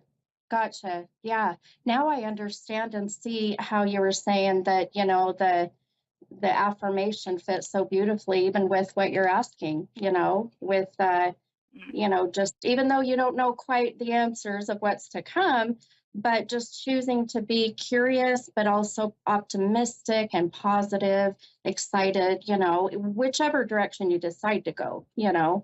And I really feel like that, as I've been listening to you and really tapping into my intuition and really, you know, tapping into what they call your clairvoyancy. So it's, you know, really clear seeing as we get into the future here. So this has been ultimately around, you said your kidneys, right? Correct. Yeah. So okay. I didn't know anything. Okay, so little background with that. I literally just found out.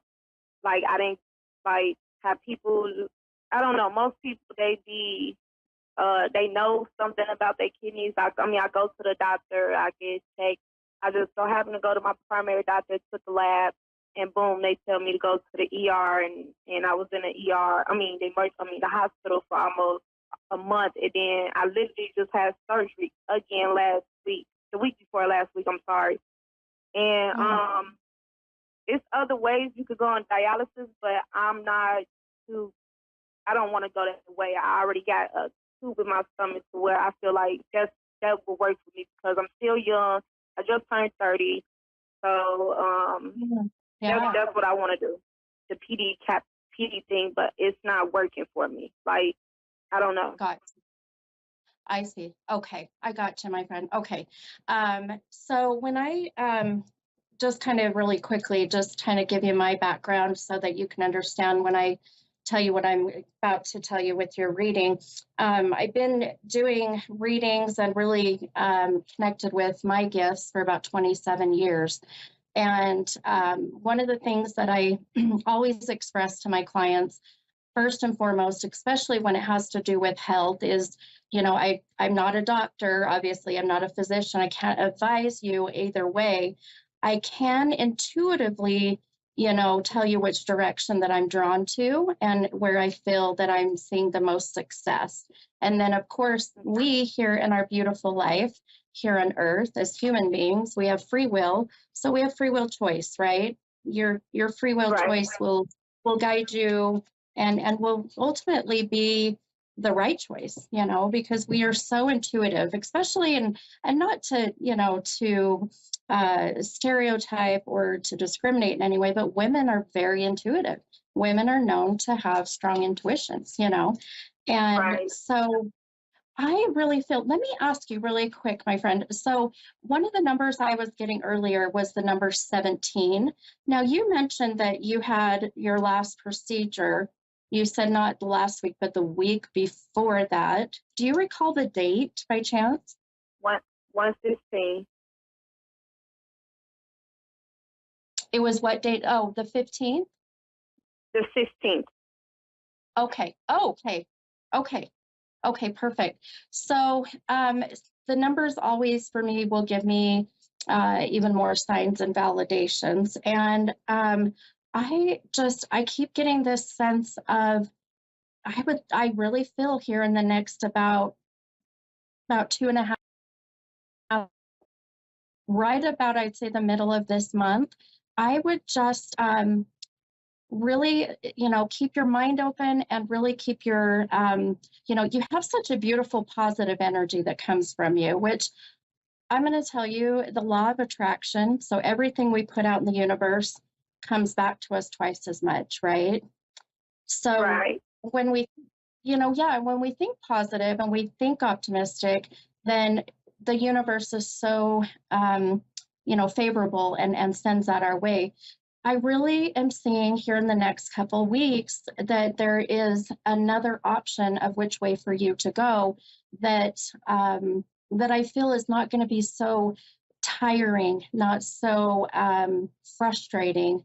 I can just feel the energy coming from you as just frustration, just at that point of just yeah. So I want you to be very mindful and manifest it out there, my friend. Put it out there that here in the next, couple of weeks, around that 17th date of February, new opportunities, new paths. I also feel like that either you're switching specialists or they're referring you to another one. Does that make sense? You says I'm switching to what? That you may be switching to a new specialist, so a new doctor, that specializes in, with the kidneys and whatnot, or that they want to send you to another specialist that you've never seen. I actually just came from a different hospital to get a second opinion to see if I could just try to keep the cap note in my stomach working, and that was a different doctor, surgeon. Gotcha. As I was saying. Okay.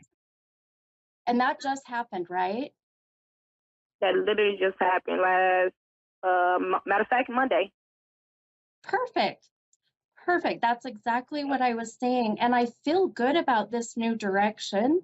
And I agree with you with still going with what, or who you're feeling comfortable with, and really, trusting that beautiful gut feeling, that beautiful intuition.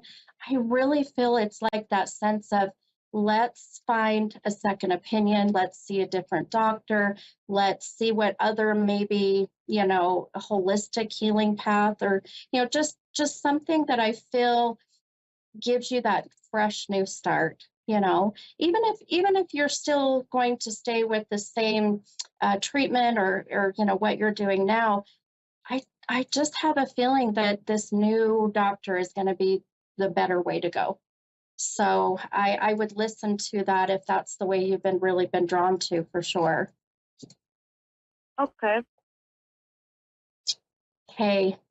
Well, I'm going to be thinking about you, my friend, and I will send you lots of good love and light and healing energy your way. And please, if you feel comfortable, stay in touch and, let me know how things are going. I'd love to find out and see how this all manifests for you. Okay, what about my love relationship?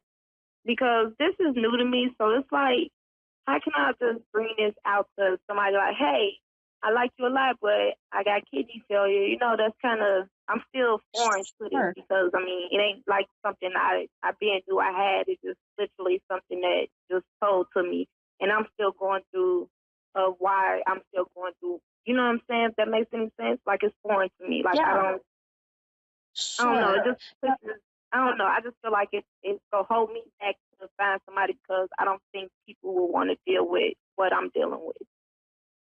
Right. Well, and I feel like we are our worst critic, per se. We're always thinking kind of the worst at times, and that's just the humanness within us. But I'm going to tell you, I'm very transparent. I'm very honest with my readings. I I tell you as I see it, hear it, feel it, good, bad, and different. And I just feel here with this year, I really feel, Trina, it's all about just putting all of that energy and love back to yourself, not worrying about, another relationship, but just focusing on you. Okay. This year feels to be your year and just you taking care of you. Okay. Okay. All right, my friend. Well, I've got another caller waiting too, but I'm sending you lots of good love and light and that healing energy your way. Okay. All right. Thank you.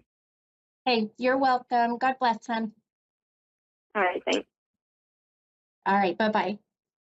All right. Okay. We've got another caller and we got maybe about 8-ish minutes. So hi, Monica. This is Stephanie, the mini medium. How can I help you?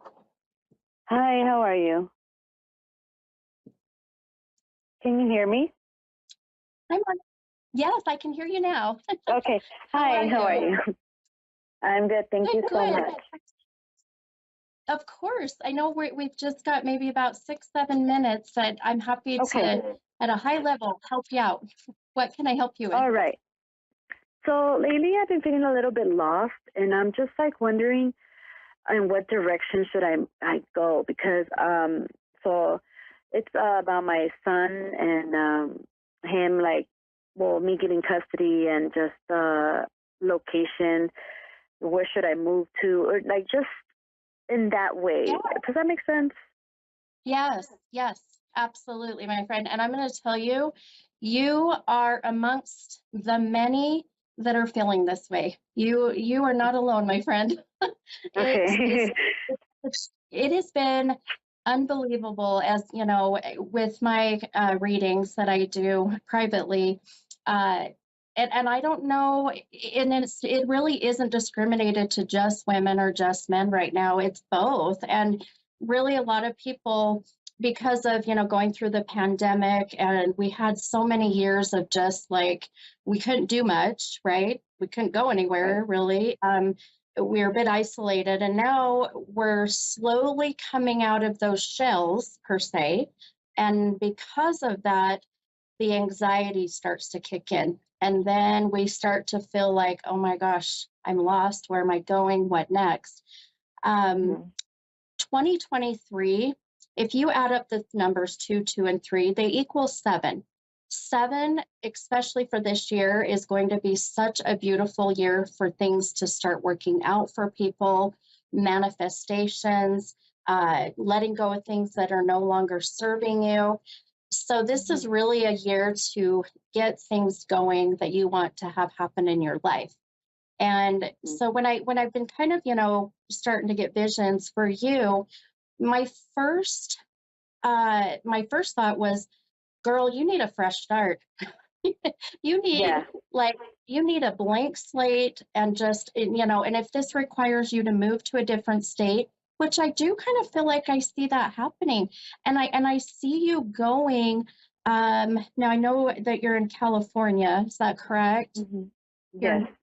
Okay, because I see you starting to go more,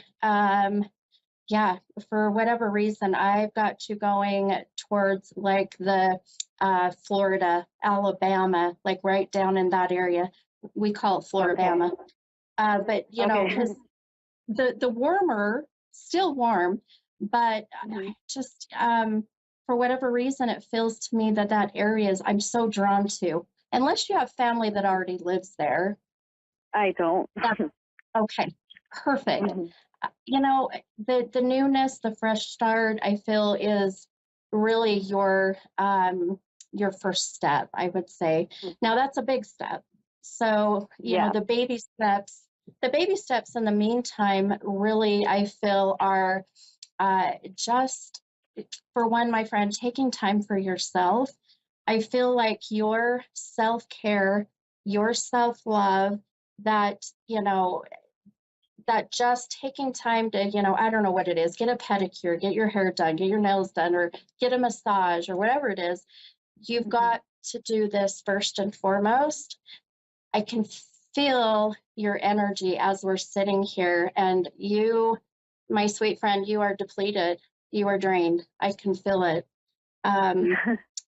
And really, you can't help others if you can't help yourself first, right?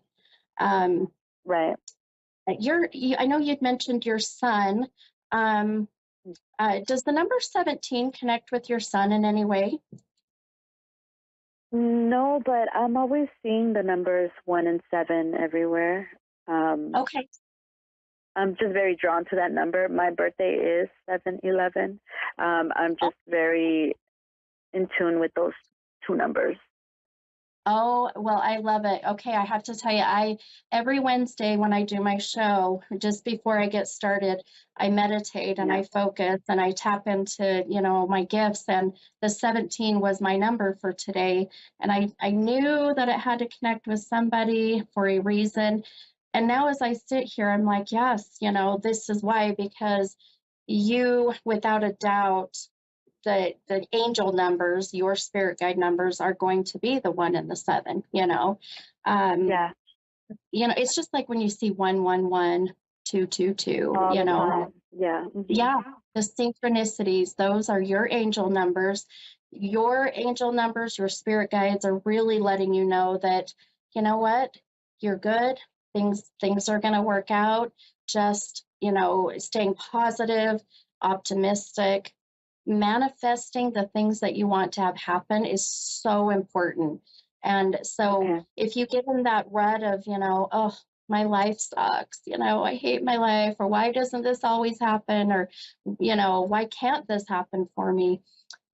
Try to change that mindset just a little bit every day. And I feel like you have such a beautiful, positive energy. I just feel at the moment, because you've had so much come at you, it's been depleted, and but not gone. That's a good thing. Right. Not gone. But I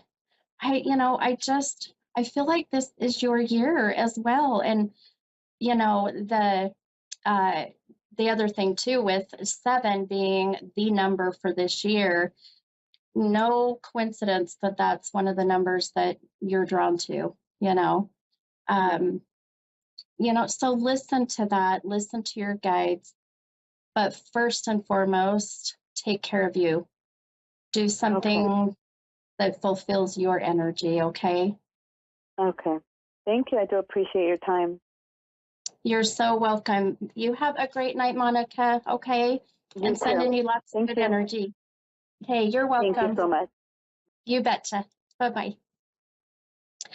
All right, my friends, we got a couple minutes. So here, we'll just say here at the end, thank you so much to everybody at A1R. How amazing that they all are, the Moonstruck TV, and all of the amazing stuff they do behind the scenes. Also, thank you to all the other readers. I have started to build some amazing friendships with our other very gifted individuals with the with A1R. So if you're interested in wanting to schedule a private reading, please get on my Facebook at Stephanie's Tarot Readings, or you can email me at tarotwithsteph, STEFF, @gmail.com, and I would be happy to get those set up for you. I am booked until about the end of March, so I highly suggest that you get on the books. All right, my friends, have a wonderful evening. Happy February. We'll see you next week. Bye.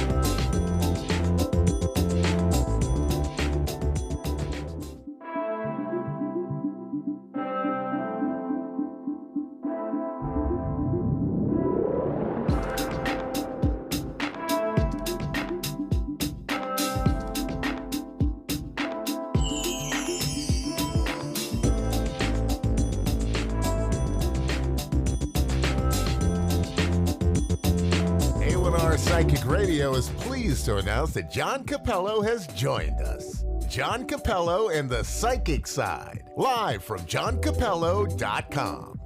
Hi, I am psychic medium John Capello, and I want to ask you to join me every Tuesday, 4 p.m. Central Time, for my show, The Psychic Side.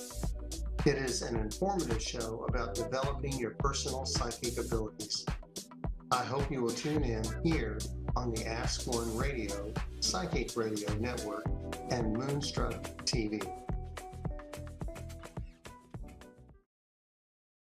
Amazingly accurate, clear answers to any question. You'll love Suzanne Marie readings. Clairvoyant reader and spiritual light trance medium. Tarot is used for spirit confirmation. She's been a spiritual reader for 30 years and would love to be able to bring accurate, clear, visionary readings for those who seek answers. Available online and phone. Call 320-455-2303 or email readingsbysuzanne@gmail.com. Suzanne Marie. Check her event page for specials.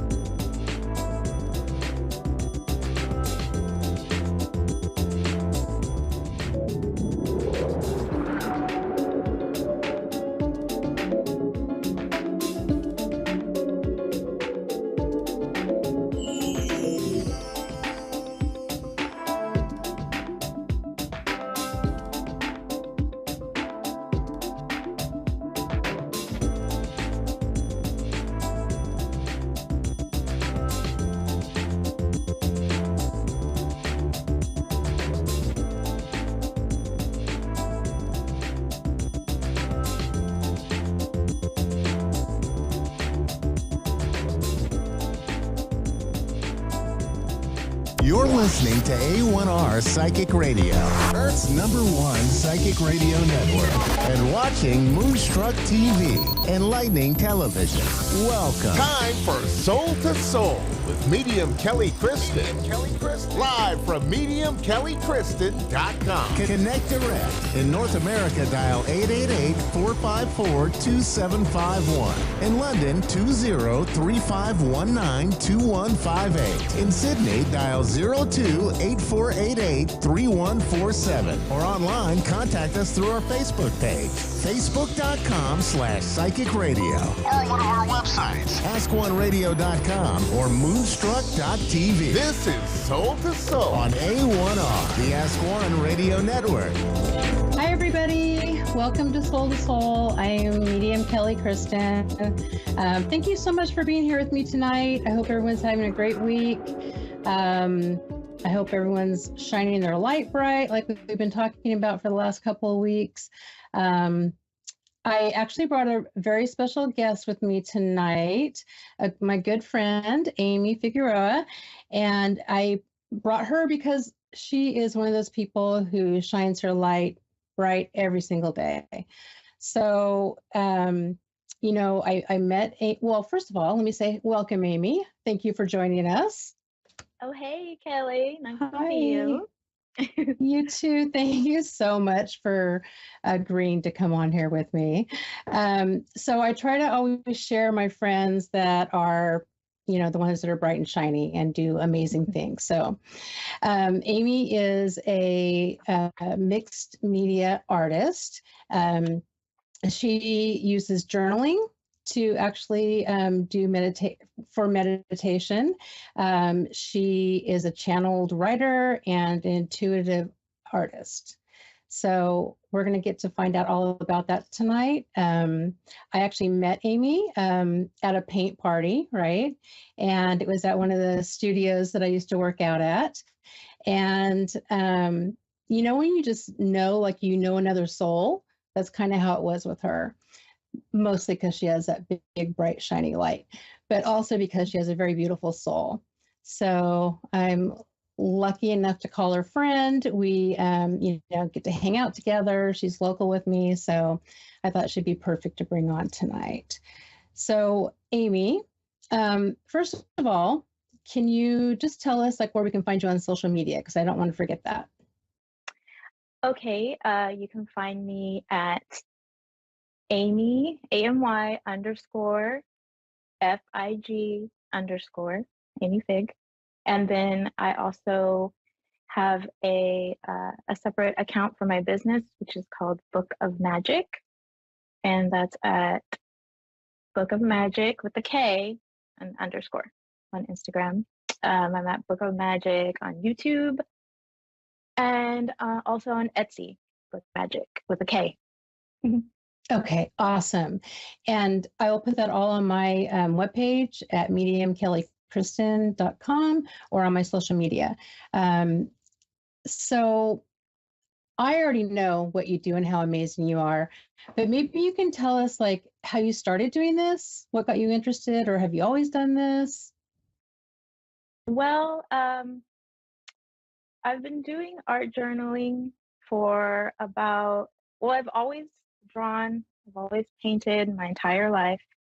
And I found art journaling on YouTube by watching other people do it about 10 years ago. I thought it was a genius idea, a way to practice learning painting skills and also writing. I love to do both. And so I just dove deep into it and became obsessed with it. I watched, a million videos on it. And I developed my own way of creating in there.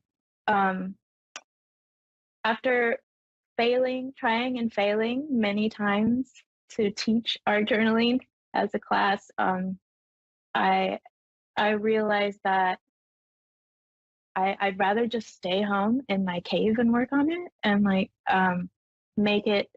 It evolved into my own meditation practice, and it just became a place to go, kind of like a temple that I could just go and forget about everything as when I was in my journal. And so I learned how to practice my intuition, and I learned about channeled writing by looking at videos from Lee Harris, who's very famous for channeling.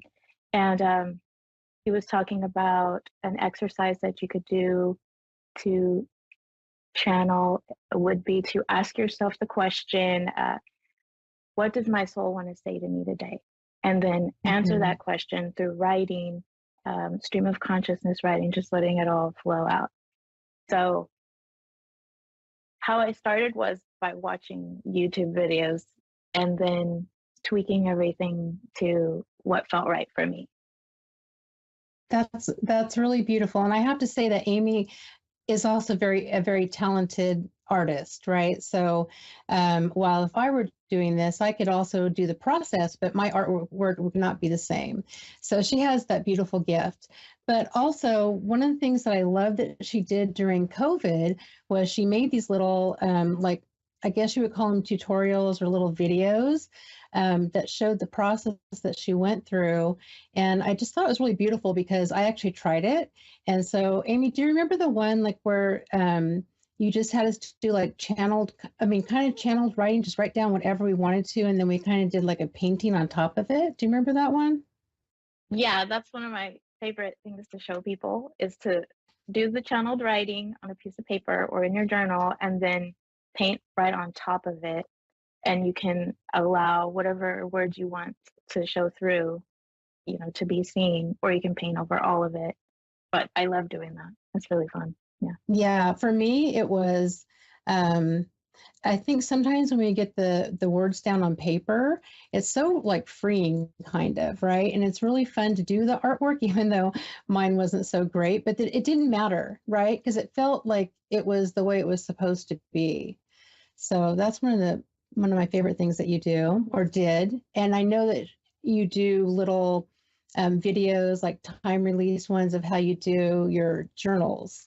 You want to talk about your journals a little bit? Those are beautiful. Yeah. Ones that you make? Yeah.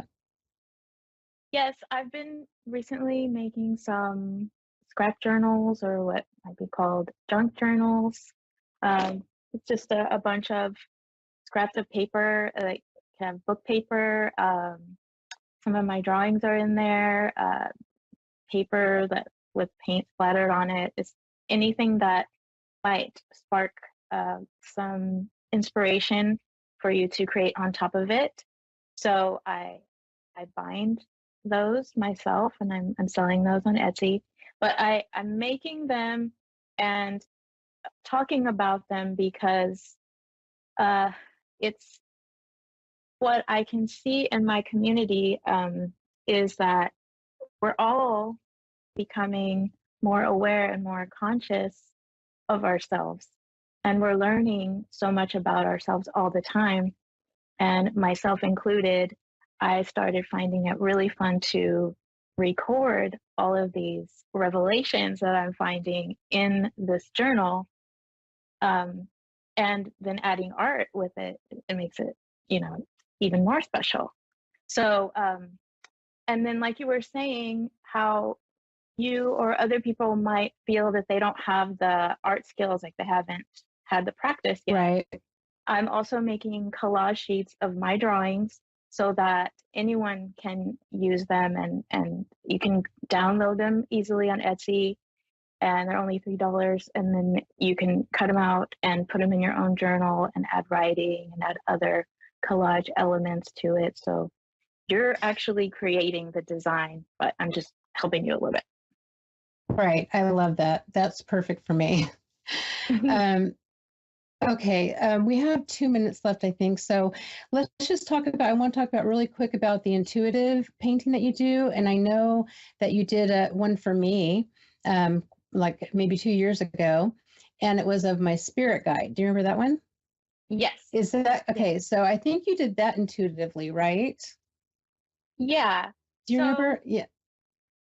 The process of that would be tuning in to myself and having you or the client in mind, and then just opening myself up to whatever information comes in. And I was using tarot cards also as an extra element of guidance, and then just letting an image come out. And if the practical way of looking at it is that whoever it's for will see what they need to see in it. If you see your spirit guide in it, then that's what it is for you.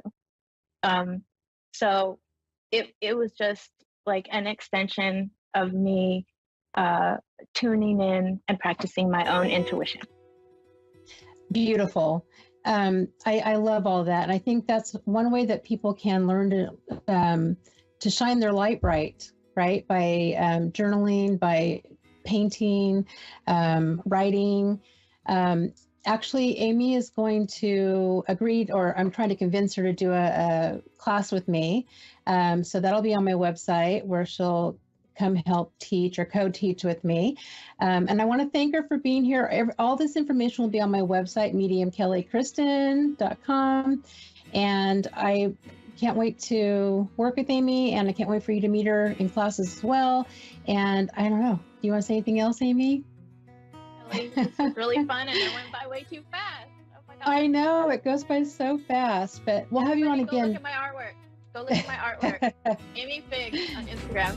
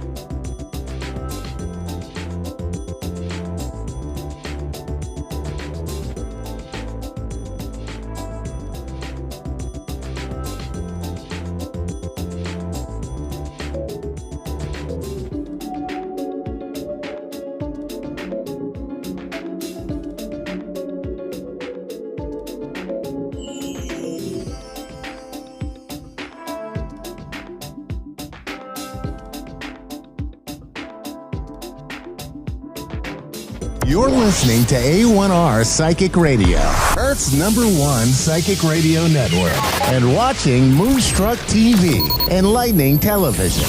Welcome. Time for Sacred Insights with Andrea Baker. Live from mindbodynourish.etsy.com. Connect direct. In North America, dial 888-454-2751. In London, 20-3519-2158. In Sydney, dial 02-8488-3147. Or online, contact us through our Facebook page, facebook.com/psychic radio. Or one of our websites. AskOneRadio.com or Moonstruck.tv. This is Sacred Insight on A1R, the Ask One Radio Network.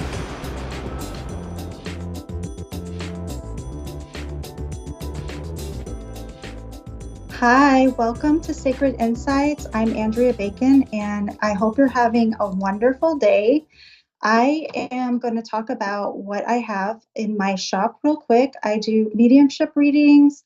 I do sessions for healing. I'm a medical intuitive and card readings. So if you are interested in taking a look at any of that, it's on Etsy, and it's called Mind Body Nourish, Nourish.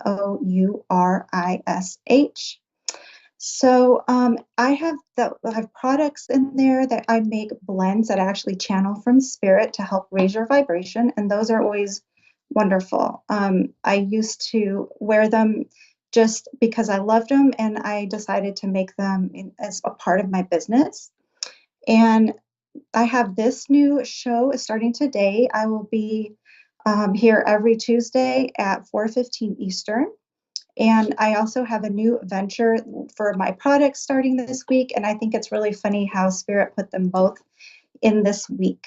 Divine timing is really at play.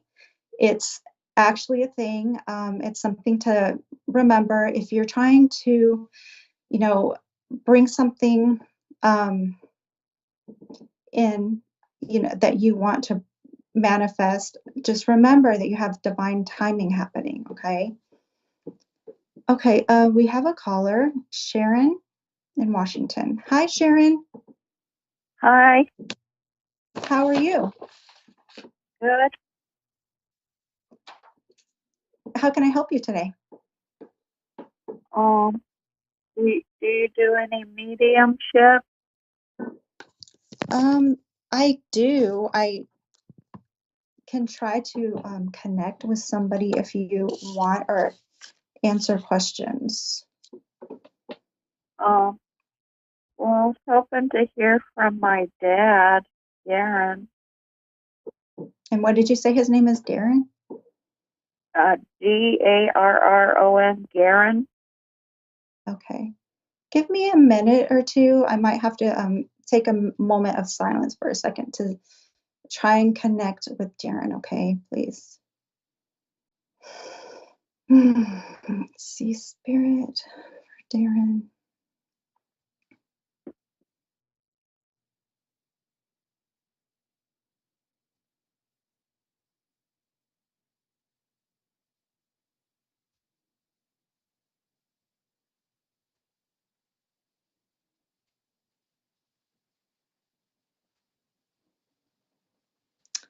So what I'm seeing is a picture of a car, like a red car driving along a scenic area that is really peaceful. So I don't know if he would do this if he was an outdoorsy person. He liked to be outside. And yeah. Okay. And he also was showing a little boy as well. So I don't know if there is a little boy. I'm seeing a little boy with brown hair, probably, I don't know, maybe 5 years old. That's probably my nephew, Justin. He's about that old. And what was that last part you said? My nephew is about that old, 5 or 6. Okay. Justin. Great. Okay. So he's showing me how he liked peace. He liked, to have some quiet. I don't know if he was a quiet person, but I'm picking up a peaceful, quiet energy that he liked to be in, that he would like to be in. And so that's what he's showing me. And he's showing me the color blue around him. I don't know if that was his favorite color. He didn't want problems in the family, and he loved road trips. So he probably liked his road trip. Okay, yeah, that's why I'm seeing him driving the car, really taking in the scenery. Let's see. What else? He's bringing me to either his chest or throat area. Sometimes that makes me feel like he wasn't able to communicate something. Maybe before he passed, he wasn't, or people weren't talking, or he wasn't able to communicate. There was a lot of strife and division in the family in his last days. In his nest egg? In his last days. Okay.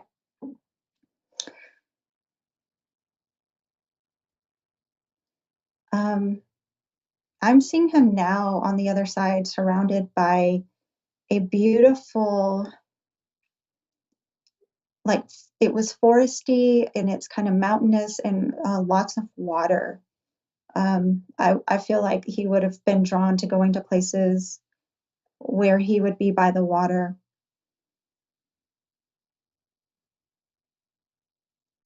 I feel like he likes to surround himself in, almost like a kayak in a beautiful green scenery on water. And I don't know if he liked fishing or not, but he's showing me the water. Does that resonate?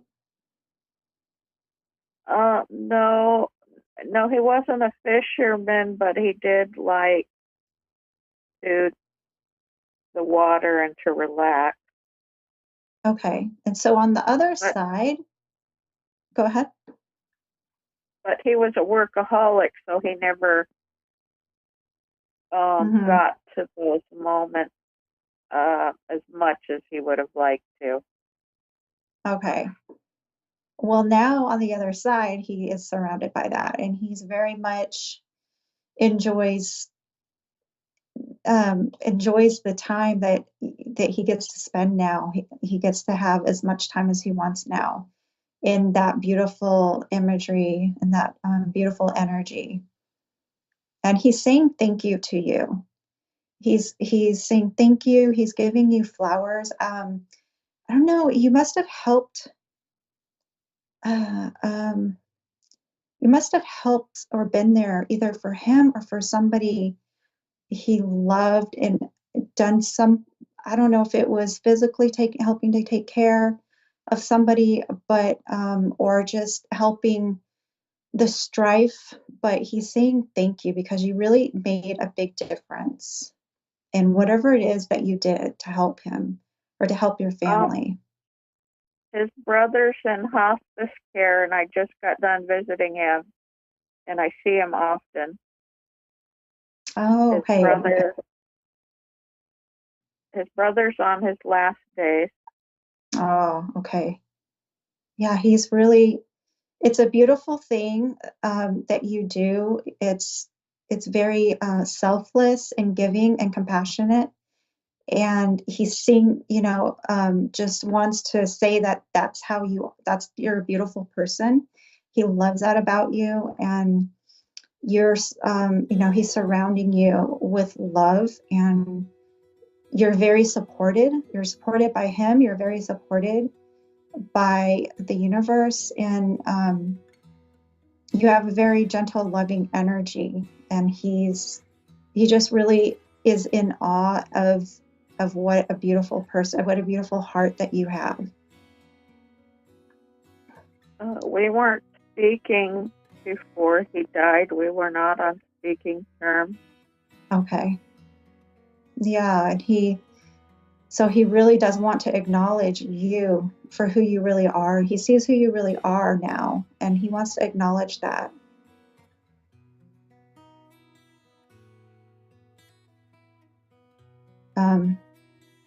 See if I can get anything else. Did you want to ask anything?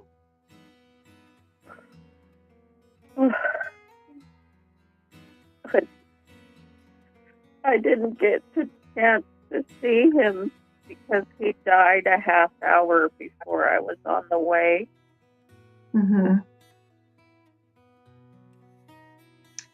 And that is, that was kind of determined by his soul. That a lot of times that does happen when people pass, and it makes it harder sometimes for them to go.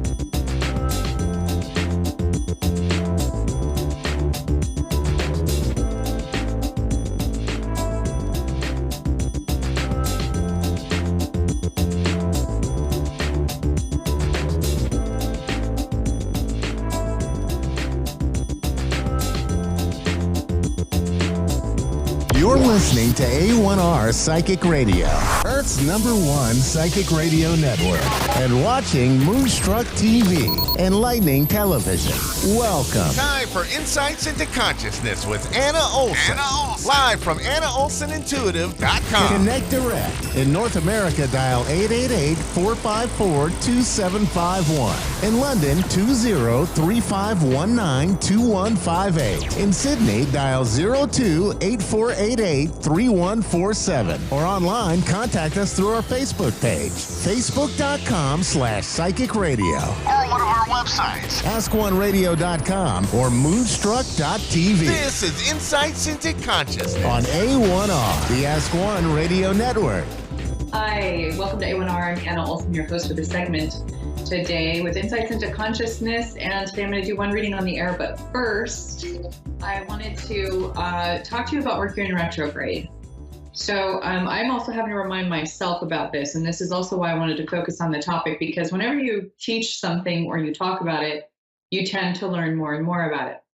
And the more I talk about it, trying to give other people basically like an idea of what Spirit wants them to know, the more I will get those messages from Spirit. So first of all, when I say Spirit, I have to explain what that means, because this practice is not religious.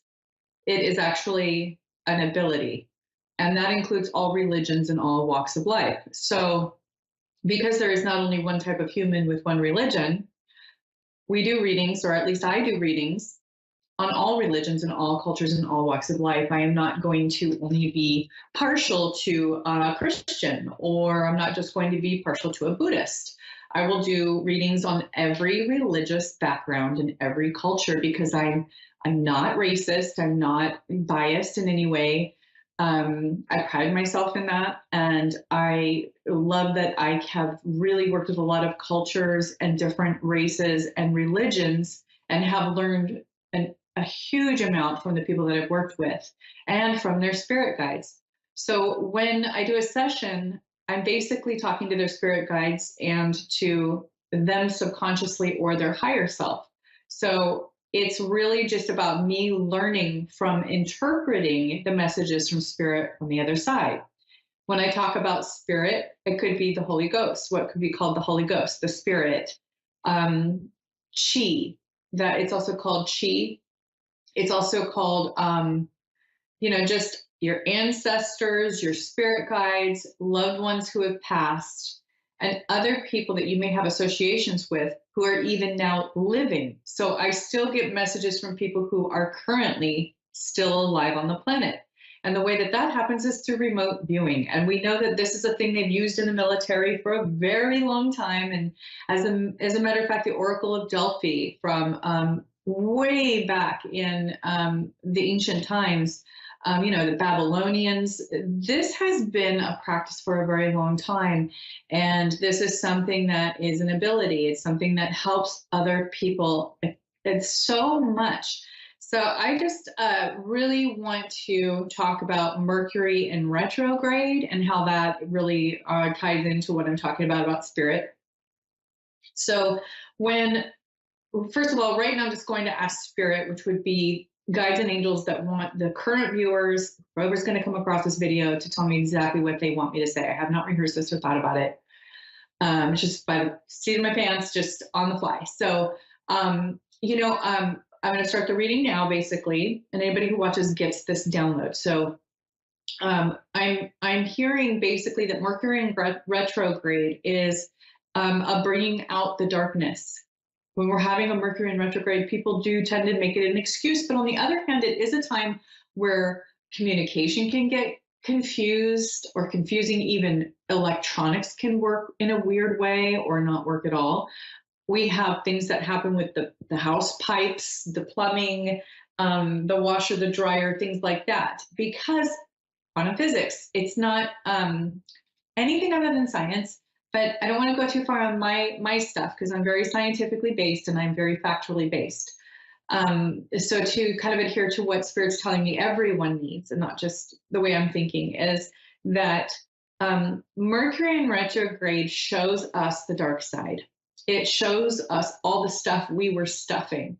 It shows us and brings up this time of the moon cycle, basically, or not just the moon, but the planet cycle, is similar to the moon cycle of the dark moon.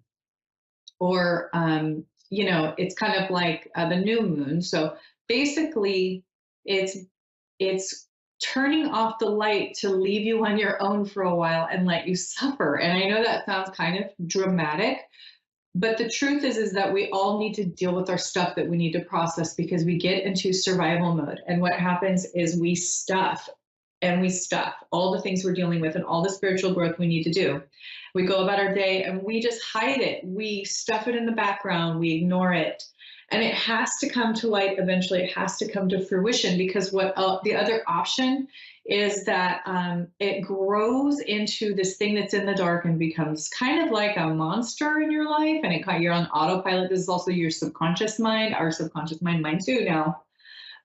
And it's really important to let yourself during Mercury in retrograde have some rest, relaxation, stay calm when you talk about things because there's a lot of miscommunication that can go on right now between people in relationships, meaning any type of relationship. Even people with their pets can have miscommunications. And it's important during Mercury in retrograde, which is actually over this week, by the way. I believe it's on Wednesday. I'm actually going to check my calendar. Yes. So tomorrow, January 18th, the Mercury in retrograde ends and we'll go direct. But then after that, we have up to 2 weeks where it will take some time to get back to normal. No contracts, no travel plans during that time. You can check, you can Google, see when the next one is, put it on your calendar. Know that may be a really difficult time emotionally, even hormonally, also relationship-wise, communication-wise, plan-wise, contract-wise, appliances, anything electrical-wise, the house, the plumbing. A lot of it is connected to the weather as well. Don't think this doesn't include our ecosystem. This is very closely tied to the ecosystem. So remember that it's not just you, it's all of us together. And remember, this is the time that if you need something or you need help, to go ahead and reach out to other people and to ask for support. People who can lend you their support need to be helpful and useful during this time as well, because this is a great time for people to exercise how they can serve others with the suffering they've gone through and with their personal pain. So this is very, very important. I'm so excited to do my reading today. I can feel it's going to have a lot of positive energy already. So the other thing is that the veil is a little thinner during Mercury in retrograde, and I'm feeling that too. So it's a little bit of a thinner separation from your conscious mind and your subconscious mind, your higher self and your shadow self. Everybody has a higher self. Everybody has a shadow self. So, try not to think that it's a mental illness. It can affect you if you do have some sort of a diagnosis with mental health. Spirit wants me to tell the audience that mental health mostly has to do with, diet, self-care, drug use, alcohol abuse, and trauma. So those are a few things you can, rewind this and get those 5 things. Figure out how to resolve those issues in your life if you want to have the best mental health possible, and then increase the diet substantially.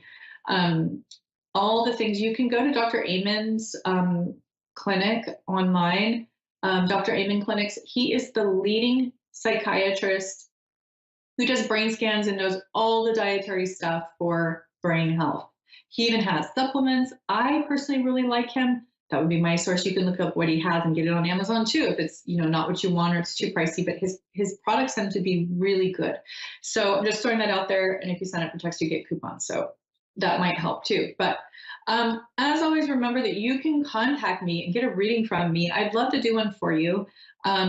It's Anna Olson, intuitive.com. It's at the bottom of the screen. And I can also be reached at Anna Olson Intuitive on Facebook. That Facebook messaging system is a little weird. And it can be very difficult to get to on the business pages. But if you really want to get a hold of me, you can reach me on Instagram at the @ and then it's Tiny Medium Queendom.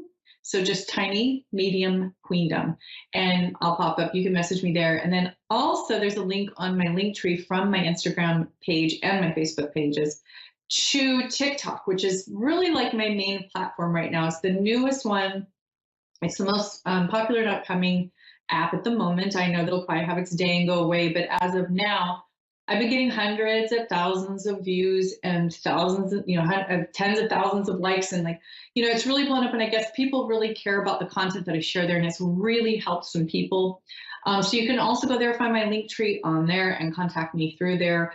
And I just want you to know that you can get a lot of free content there too. And I keep posting. People just want more and more. So I'd really try to keep up with posting there.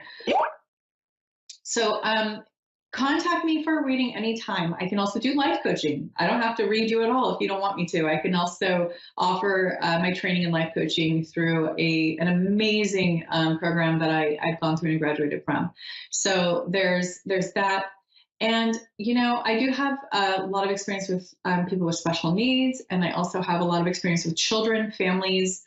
I've also staffed torch trainings in Los Angeles through a program to enable teens to do better in their lives. So I'm going to do a reading now. I have Diane from England on the line, and I'd like to switch over to her now. Diane, are you there?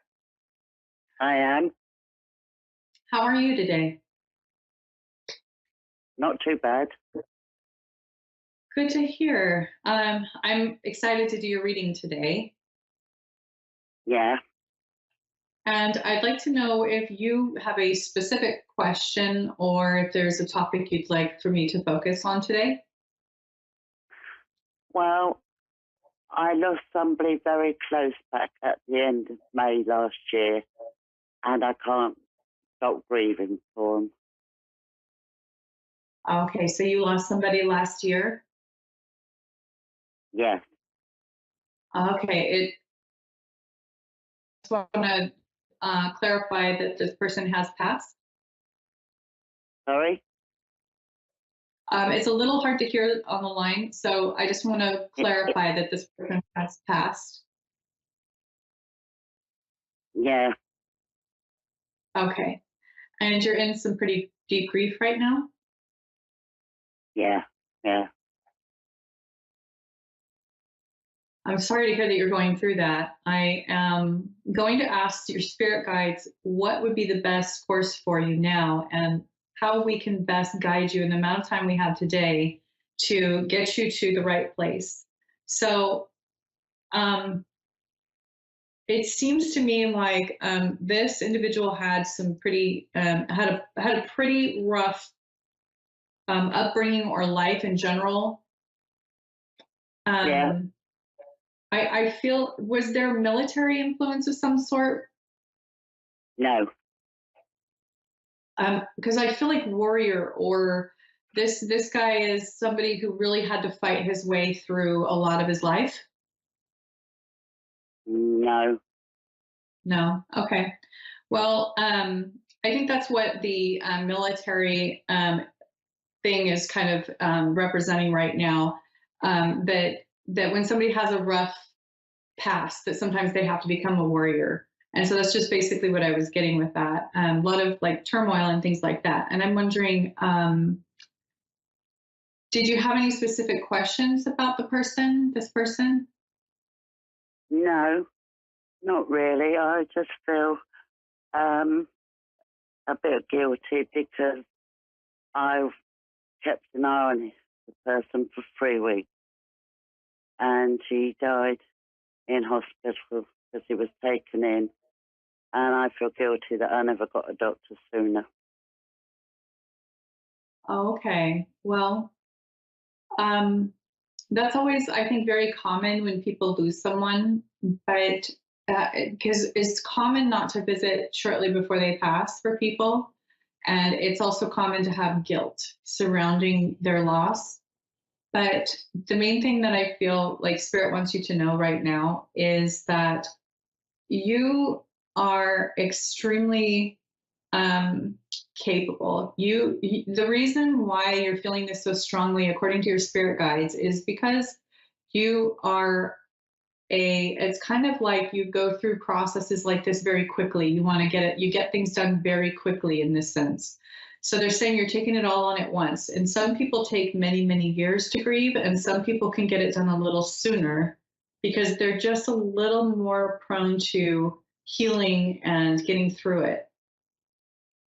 So I'm wondering, do you have like a background work that helps you to process this better, or do you usually kind of just put your emotions out there, or? I lost both my parents, and it took me a long time to get over my dad.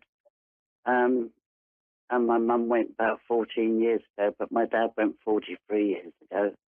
And I still think of my dad, but in a different way now. Mm-hmm.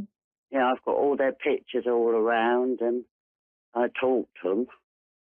Yeah, I think that's great that you talk to them, because they can hear you. You know, our loved ones can always hear us when we talk to them.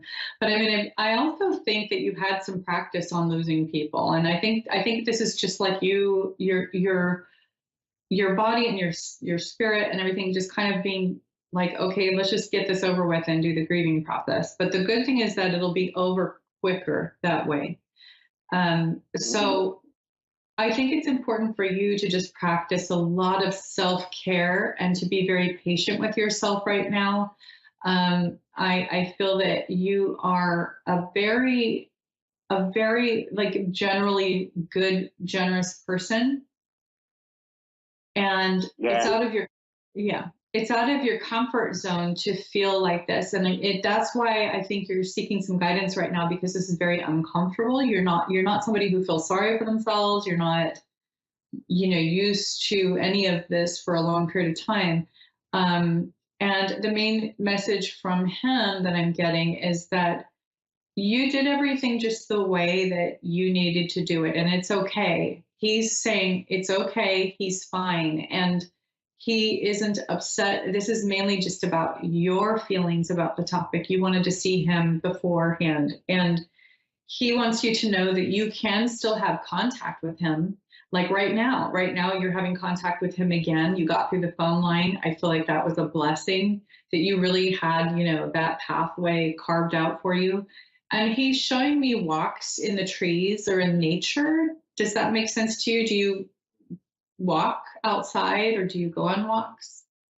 Yeah, we lived near the hills, and we were always all going up to the hills. A bit old now, but it was like a second home when we were children growing up. Oh, that's so sweet. So he's saying he'll talk to you when you go back out to the hills and you do your walks, you walk around. He will give you signs and messages in nature. So you can look for birds, particularly gray and blue birds, that will be following you or really singing to you and looking at you and kind of following you around. And they're very happy and they're reminding you that you'll get through this and that you will come out on the other side and be happy again. And that the loneliness that you're feeling throughout this process is going to be temporary. And the other thing that he wants you to look for are yellow flowers and to see how that is. Does that make sense to you? Yeah. How so? Oh, he loves growing flowers. Okay. Because I feel like that you'll see them at just the right time. And that is just him letting you know that you're not alone. He's still with you. He's still around you. And he's going to do this in a way that is very fun and playful so that you can feel joy again. And he's going to help you get through that, which is really wonderful. But I think it may take a little time for you to notice these signs, which is normal. But after a while, when you start healing and getting a little more of aware of your surroundings with the spiritual signs, you'll begin seeing the birds, the yellow flowers. There's something about the trees, and I'm feeling like there's an angel in the trees. Like he's showing me like there's a little girl even that's kind of an angel in the trees when you're out walking. Right. Is he with my mum and dad now? Your mom and dad? Yes, absolutely. They're all together and they're all kind of in on this together. So you'll get signs from all of them periodically. And each one will come in at just the right time. I feel like your mother wants to make more contact because I feel like she wants to work on being closer to you. Does that make sense? Yeah, it does in a way. So she is showing me that when she's looking at her life path, when she passed, she was shown everything that happened in her life. And when she saw her relationship with you, she had some issues with how she conducted herself as a parent, and she wished she could have done it better. But what she's telling me is that she did not have the wherewithal or the awareness to be more involved or be closer or more attached or whatnot. She's saying that her growth was stunted from trauma or from some difficult things in childhood, which isn't uncommon. Yeah, I know she had a strict upbringing. Yeah, and there was specifically somebody at a school, a male at a school, that was very harmful to her. I'm not sure if you're aware of that. No, I'm not aware of that. No. Did she go to a private school or be around maybe? No, she didn't go to a private school. No, we've been workers all our lives. Yeah, that's okay. No, I'm trying to figure out who this man is that I'm seeing. It looks like a school environment or a church environment. Did she go to church? Yeah, we were going to church. We're Methodists, and Mum and I went on the Sunday, and my husband. Okay, because I feel like she's really showing me even the Catholic signs and all of that too. I think there's something in her upbringing where she's just explaining to you that she would have liked to have been closer and she would have liked to be more aware, engaged, involved mother to you. So she's going to do what she can now, but she's also saying, we're over here in the spirit world. You're where you are, and you living to the end of your lifespan as long as you can will still be just a drop in the sea compared to eternity. So she's saying we have eternity to work on this, and it won't be long before you're with them again. And they're very excited to have you there. Of course, live out your entire lifespan, but it's just, she's saying that this is all going to come to light. And the amount of joy that you're going to feel when you guys are all reunited is going to be well worth what you're experiencing now. All right. Well, you can talk to the spirit Can you give my mum, dad, and my brother a lot of love? Absolutely, I will. And let me know if you'd like to speak to me again. You can reach me on my website, AnnaOlsonIntuitive.com. It's at the bottom of the screen, and it's on this post too, and on this video.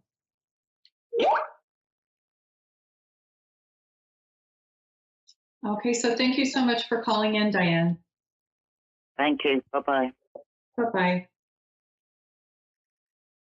So that was just like a quick example. I loved connecting with her family. And sometimes when we started reading, and we have a little bit of a communication barrier there, but I know that when I first started the reading, there was definitely the feeling of like somebody in the military. And then I see militant from experiences in life, difficult experiences. So sometimes spirit is just so symbolic. You'll see somebody in the military, and that doesn't actually mean they were in the army or something.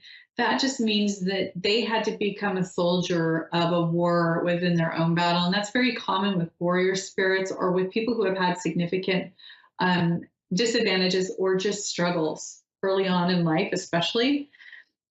But a thing to remember is that our childhoods are sometimes hard because we need that training later in life. And there's no way we can do what we were contracted to do later in life without those issues or those things. Of course, we don't try to put our kids into the way of harm. That's not the point. The point is that whatever happens to us along the way, according to other people's choices, can always be made good, and it can always be made into a skill set that gives us a miraculous, basically an opening of a cocoon. Like you're kind of like in this enclosed space, it's uncomfortable, and you come out with your wings. Before then, you don't have wings. And really freedom usually comes from experiencing the free agency and free choice of others and how they affect us, and then figuring out what to do with that, figuring out what to do with the free agency of other people. Everyone is teaching us all the time. And of course, defend yourself and defend your children. I'm not saying we need to go through pain to be okay. I'm saying that we need to come to a place of an intense amount of self-preservation and defense, and learning and growing through our experiences. No matter what someone else does, we are making the right decisions for ourselves and our families, regardless of what someone else does, with what we have, what we know, and where we are. And when Spirit shows me this beautiful family, and I really feel like she just had a great connection to these parents, and getting that little slice of heaven touching my heart, is amazing. I am always feeling so positive, no matter, what, whenever I feel the energy from these families and the love between parents and children, and it's just timeless, it's eternal. And if the parents aren't good, they can try to make up for it in many ways. And they can also just pick other people to be, you can pick other people to be around in the spirit world. If your parents were awful, or your family was awful, or you were adopted, or whatever, there are many choices in the afterlife. There are many, many options with our spirit guides and angels. So I want to clarify that. I also want to talk about, speaking of family, I had this long break from my show and from work, for the holidays, my holiday break and my vacation. And my husband took me out to this wonderful staycation, and I'm actually wearing a shirt that he got me for Christmas. And then I got this from my son. This is my beautiful heart angel necklace. On the other side, beautiful blue. And you can kind of look into it, gaze into it, and there's a lot of designs and sparkles in here. It's absolutely gorgeous. And then I'm actually, it's so funny because I do a radio show and I can do this. I'm wearing my mama bear slippers from my other son.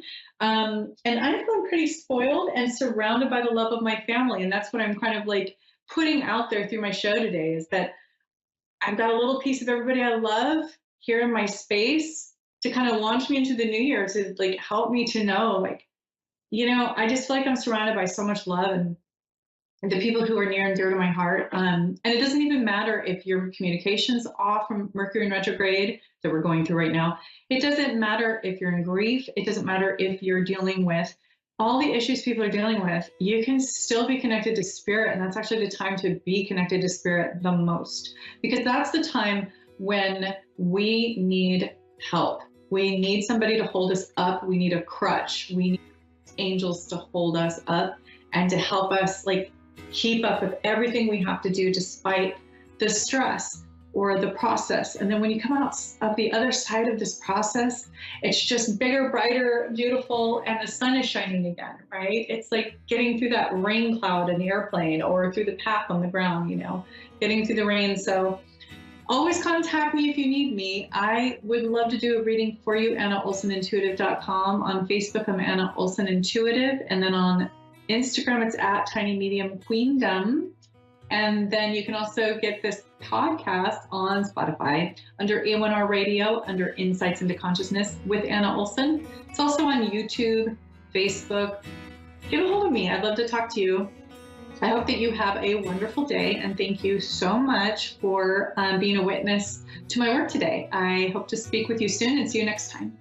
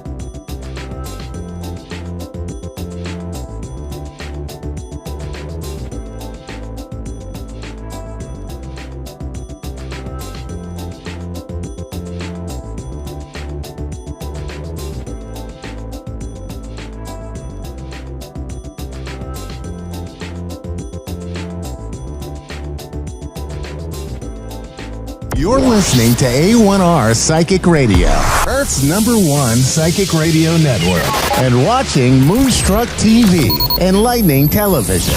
Welcome. Time for the Psychic Side with John Capello. John Capello. Live from JohnCapello.com. Connect direct. In North America, dial 888-454-2751. In London, 20-3519-2158. In Sydney, dial 02-8488-3147. Or online, contact us through our Facebook page, facebook.com/psychic radio. Or one of our websites, AskOneRadio.com or Moonstruck.tv. This is the Psychic Side on A1R, the Ask One Radio Network.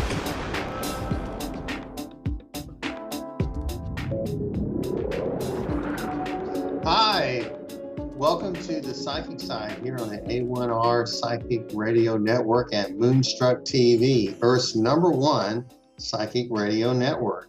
I'm John Capello, and this is the Psychic Side. So we want to welcome all of you to the show. This is our 6th show, and we're delighted to be here. And we're taking you through a journey of self-discovery, learning about how to become psychic. And you might notice we have a little bit new background here today. And the reason is because we have a sponsor. And so our sponsor is Miracles of Joy. And they are a metaphysical store, a gift and crystal shop in Louisville, Texas. And we are delighted that they are our sponsor. And so you might see over there, if you go to miraclesofjoy.org, and you decide to buy something, use that PS-0223 promo code, and you get 25% off your entire order. So if you need some crystals or some other metaphysical supplies, be sure to go to that website. So I'm delighted that Joy Koff from Miracles of Joy is our sponsor, and we hope to have her on the program sometime soon. But what we want to do is we want to continue our discussion of psychic ability and how to tap into it. And last week we talked a little bit about our first psychic test.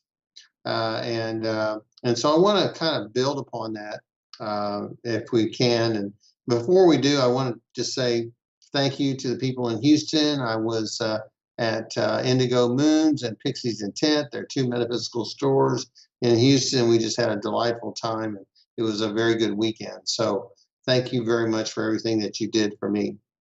So when you talk about psychic tests, last week I said that one of the ways you can test your psychic field is by having someone maybe get into your personal space, and if you've ever had someone get too close to you and you go, ugh, please stay away, it's just kind of a sign that someone got in that field that we all use to sense things from other people from beyond the physical. And what we wind up doing is we wind up pushing that space out, and it's kind of a net, and it's kind of like feelers, and it relates to different parts of the body as well. So we have that psychic net that is from our solar plexus and from our third eye and from different areas where our psychic abilities are activated. So today we want to further the idea of the psychic test. And one of the ways that I am able to determine psychic ability is by taking different impressions that you may have received. So many times people say, well, I get a psychic impression and it is overwhelming. I have no idea what is trying to be imparted to me. And that's common. That's happened to me. So what you have to do is you have to get a little journal, and I had one here a while ago. But you have to have a journal, and you start writing down these psychic impressions that might have overwhelmed you. And you just sit and you kind of meditate for just a moment, and you look at them, and you start to evaluate that overwhelming impression.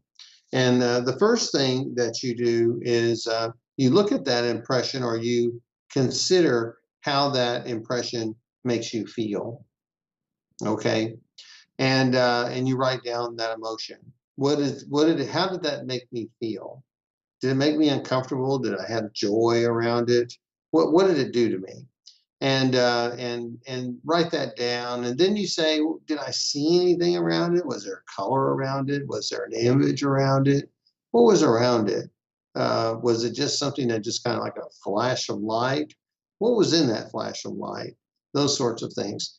And so if you have the time to dwell on something after the fact, you can evaluate whether or not it had another meaning, or if there was an image in there or a fragment of an image. And after that, then you say, did I hear anything about that? Was there any kind of noise? And was there a voice there, or what was there, And if there was, then you say, well, what kind of noise was that? And how did that noise make me feel? And those are the sorts of things that I'd like for you to do. Because if you can do that, you start to understand a little bit about the energy from beyond the physical that your soul captured. And that's the definition of psychic ability, the soul's ability to capture energy from beyond the physical. And it captures it in the form of feelings, and in the form of images, in the form of audio impressions, and so on and so forth. And we want to be able to acknowledge those things. Now, I know that there's a lot of psychic tests on the internet, and you can take other psychic tests on paper. And as I told you in the very first show, do everything. Do what works for you. Do whatever you feel you need to do. But from my perspective, we are working with your psychic abilities on an individual basis.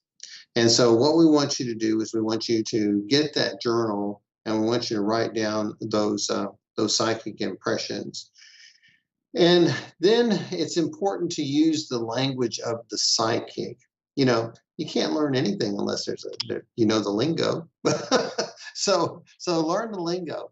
Learn the lingo of a psychic, and the lingo of a psycho is really psychic and psycho is really pretty simple. It is I feel, I saw, I heard, I knew, I smelled, I touched, or I just tasted. I tasted an impression. And all of these impressions come from beyond the physical because there's no tangible or no empirical stimulus to make those things occur. So this is what I want to impart to you today, that each psychic impression gives you a little bit more perspective, or each psychic sense, because as you discover how an impression made you feel, what you saw about it, so on and so forth, then you start to develop a perspective of it. Okay. You may not be able to do this immediately. You may have to take some time to practice it, but you will start to notice patterns. You'll start to notice that, I've written down, I felt more than I saw, or I saw more than I heard. Okay. And as you start to do that, you start to notice you have a psychic profile. And so by doing this, these are things that are helpful in your own psychic development, because you'll learn that you're strongest in one sense, and that sense for me can be like a door opener. Okay, so if you have a door opener, then what that does is that opens the opportunities for your other psychic senses to come in, and they further give you information about that impression. So it's a wonderful way of looking at it from my perspective, of course, but it is something that I think that can be helpful to you as you're learning about your own abilities. Because, so many times I hear from people, I used to be really good at this, and then it scared me, or I gave it up, or I started to ignore all of those impressions I was getting from beyond the physical because it just didn't serve me. And I didn't have the time to evaluate those things. So what I'm suggesting that you do is, if these things are coming back into your life, for you to get that journal and to start writing down some things. And these are things that my book, Soul Exercises for the Open Mind, discusses. And that's why I hope that you will take this approach. And it's like I say, if there's another person's approach that is better for you, or is better suited for you, fine. But if you learn these basics, if you learn a little bit about how you felt about things, or what you saw about them, or heard, or just knew about them, then you're going to be able to develop some confidence. You're going to be able to trust your psychic senses a little bit more. And it's a good thing, because you have to get more familiar with how things work with you. Now, also, Miracles of Joy, by the way, has a QR code that we're going to show to you here in just a moment. There it is. And if you want to use that QR code to go to their website immediately, you can do that, and use that promo code. We want to keep Miracles of Joy with us and bring Joy on to speak to us, because Joy is a pretty good psychic in her own right. And so maybe she'll talk to us about her own abilities, because you'll really like her. She's a very, very good person. So getting back to our topic, I just want to help you understand that by testing yourself and learning who you are is important, and not worry about what other people do or what other people's profile is all about. Because what happens is, once you learn a little bit about what your psychic profile is, what your strengths are, you can develop the other ones, okay? And you can get stronger with your other psychic abilities. And that's what I have learned over the years.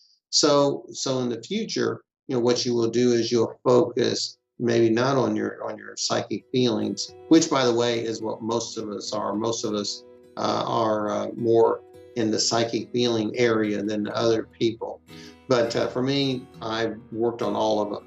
So what we want to do is we want to get ready to learn a little bit more about ourselves. And I want to tell you a little bit about next week's program because we only have a few seconds left. Next week's program is all about clairsentience. So I know you're excited, I am. And we'll talk a little bit about that one specific psychic sense. And we'll get you to learn a little bit more about yourself and how to develop clairsentience. So thank you so much for joining me today. We only have a few minutes. I know some people have asked if we can make the show longer, but not right now. We'll work on all those things. We just got to get ourselves started here. But I want to thank you all for joining me today here on the Psychic Side, here on the A1R Radio Network and Psychic Radio Network and Moonstruck TV. I look forward to seeing you next week and give you some more tips about how to learn to be a psychic. So take care and go to my website, johncapello.com on Facebook. Take care. Bye-bye.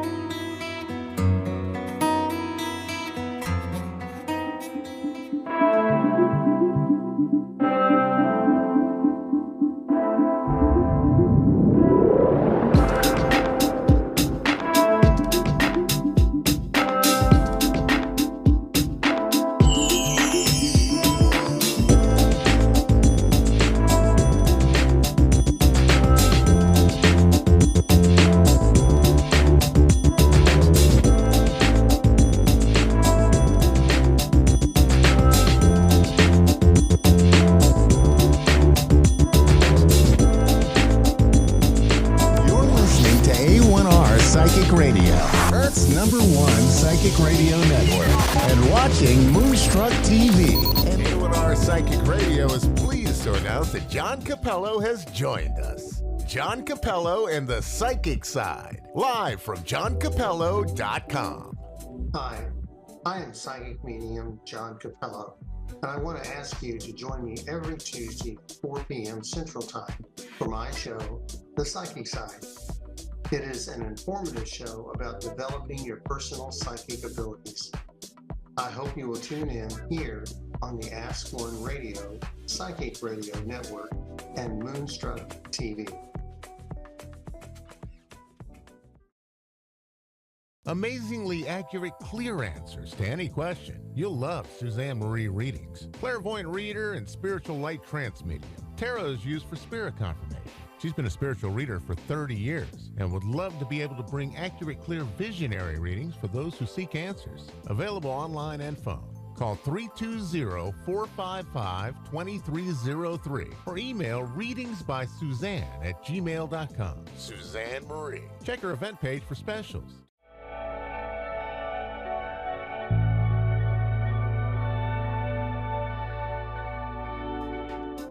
You're listening to A1R Psychic Radio, Earth's #1 psychic radio network, and watching Moonstruck TV, enlightening television.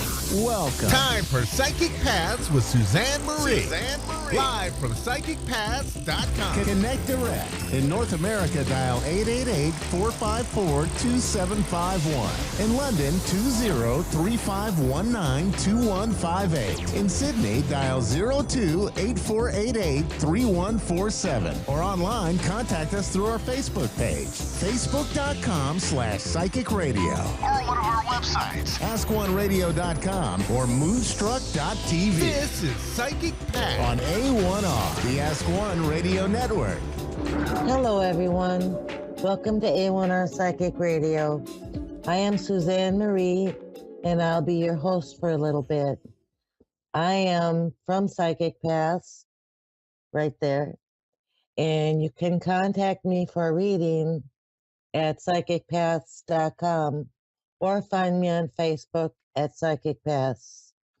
I am a clairvoyant and a light trance medium. And tonight, I am really hoping for a good call. So pick up the phone and call if you have any questions that you would need answered tonight. I want to say that I'm very excited about the new moon. The new moon a couple days ago was in Aquarius, and Aquarius is ruled by a planet Uranus that is about change. So this is the perfect time to set your intentions and affirm the things that you want in life. It's an energetic new moon, and it's time to let go of the things that no longer benefit you and to move forward on things that do. And you can set your mind to the intentions and the affirmations of what you want for this year. I'm really excited because this is a great time to think and spend time on the things that you want this new year to be. So yeah, I'm really excited. Um, so we have a caller tonight, and her name is Chelsea, and she's from Indiana. Hello.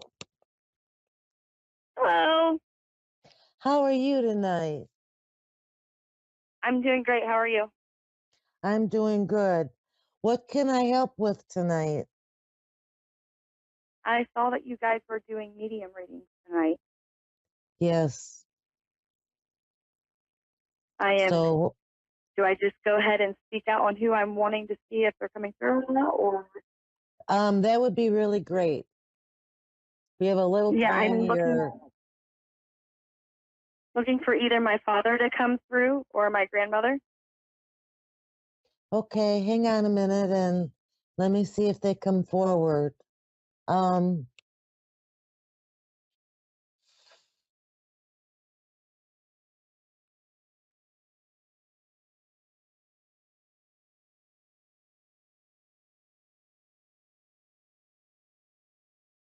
hang on. I feel a heaviness. It is either one of those that you want to speak with, or any of those were they dealing with some like depression or some anxiety? Because I feel a heaviness. My father, yes, possibly that could be him. My grandmother, no. Okay. Um,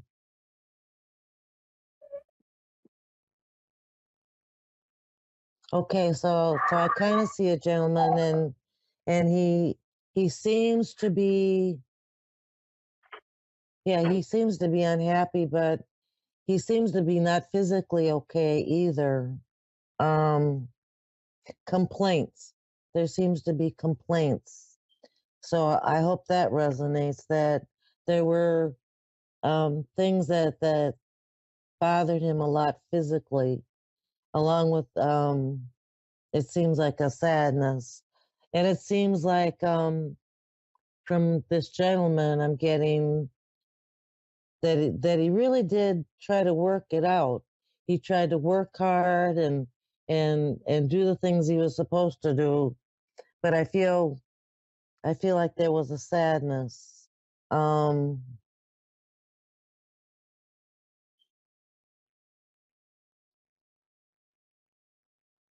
I've discovered recently the person he had me grow up calling grandpa was not actually his father. Does anything like that come through? Seeing me discovering the true DNA it feels following. it feels kind of like that. What I'm getting is that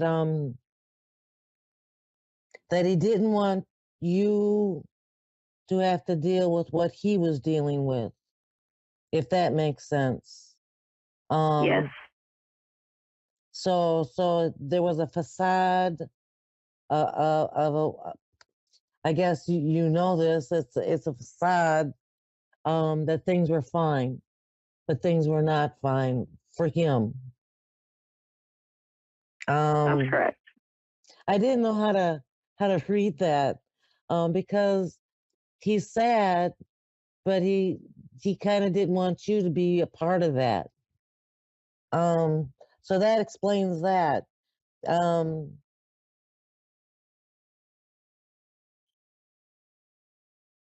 So when you did the way of his passing was with a car accident.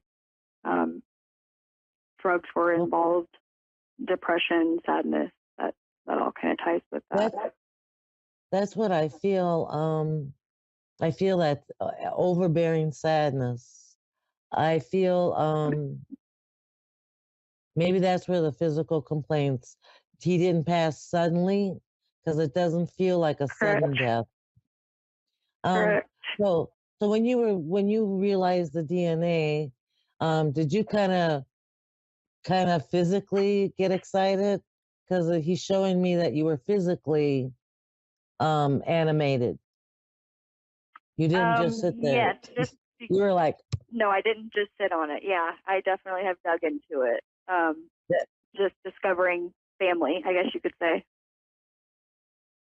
I feel like he was relieved when you were relieved to understand the backstory of what was happening.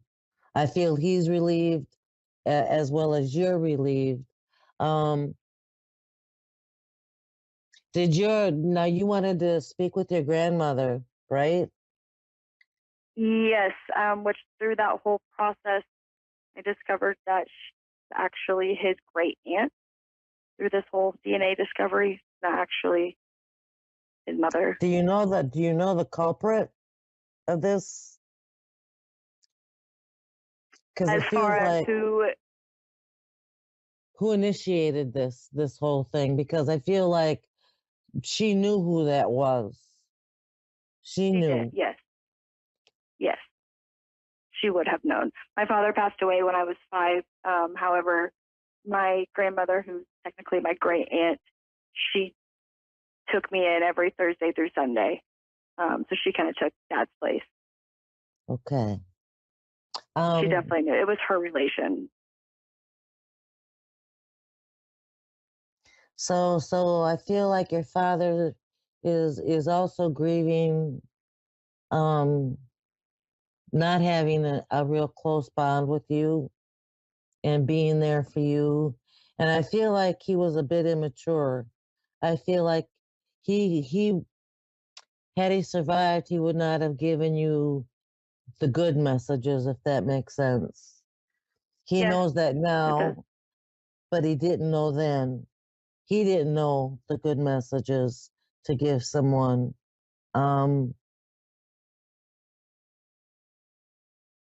So is there some kind of item that was passed down from him?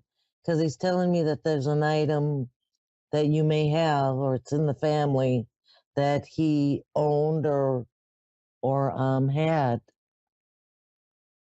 So I have a charm that he had with his picture in it, with him and his brother. Okay.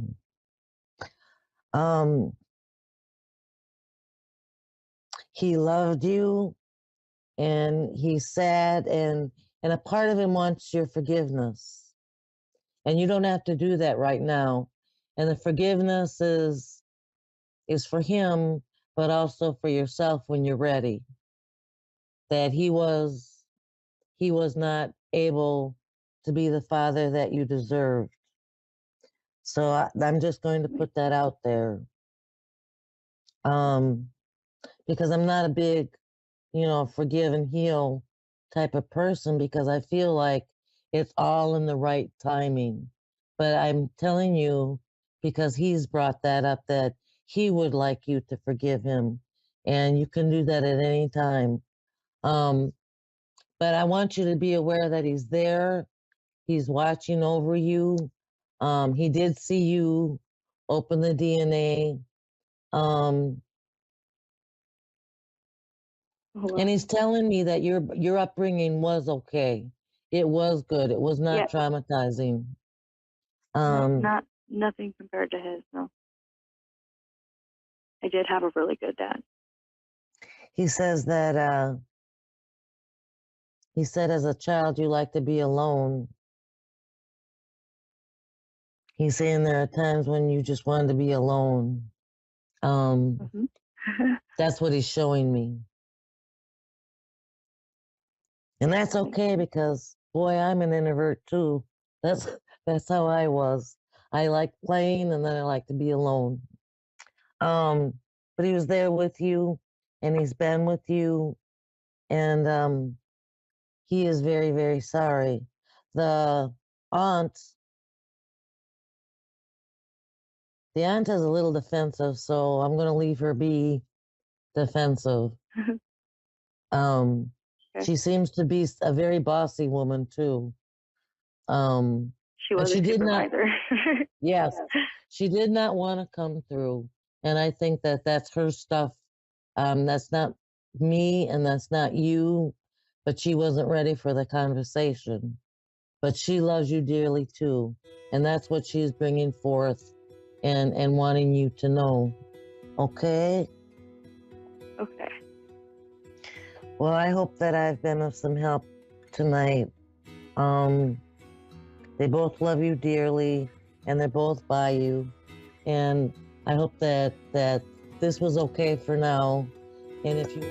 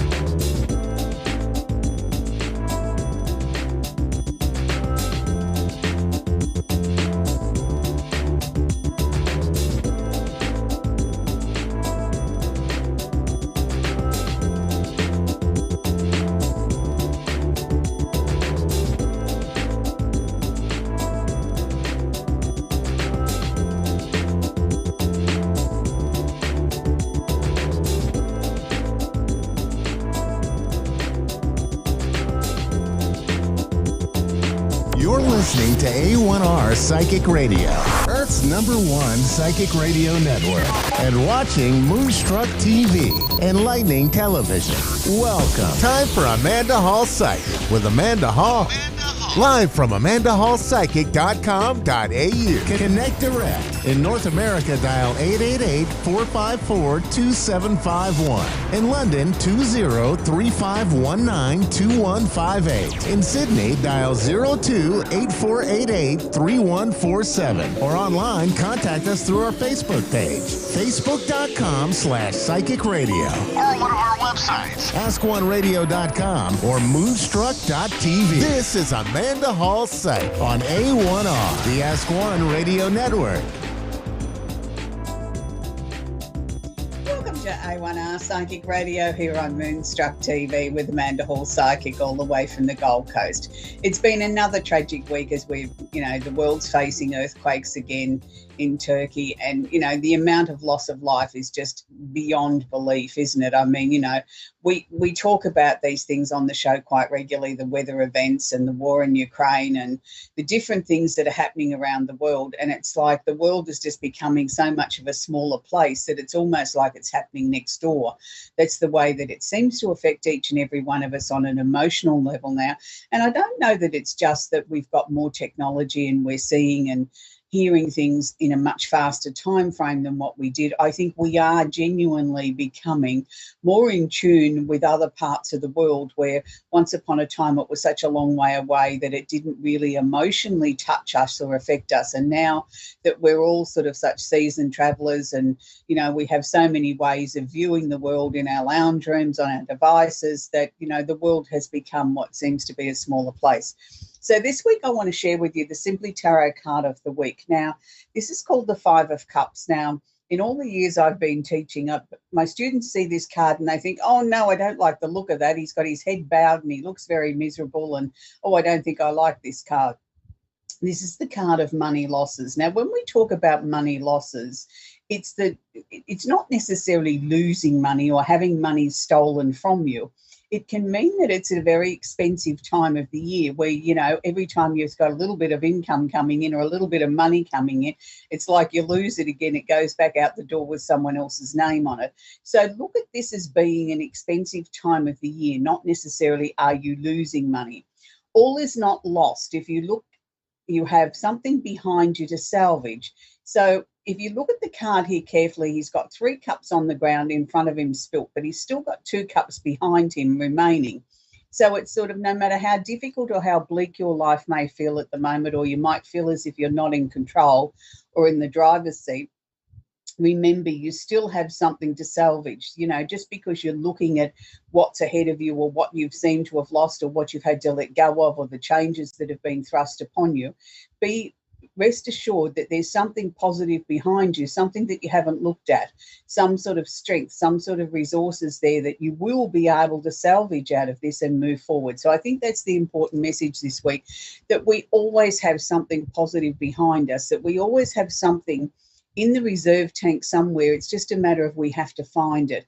And sometimes that's the hardest part, is sort of trying to pull on those reserves and say, okay, I can take a deep breath, I can go again. So, you know, I think it's a very apt card to come out with, considering what's happening in Turkey at the moment. You know, those poor people there, our hearts and our prayers do go out to them, and let's hope they find many, many more live survivors.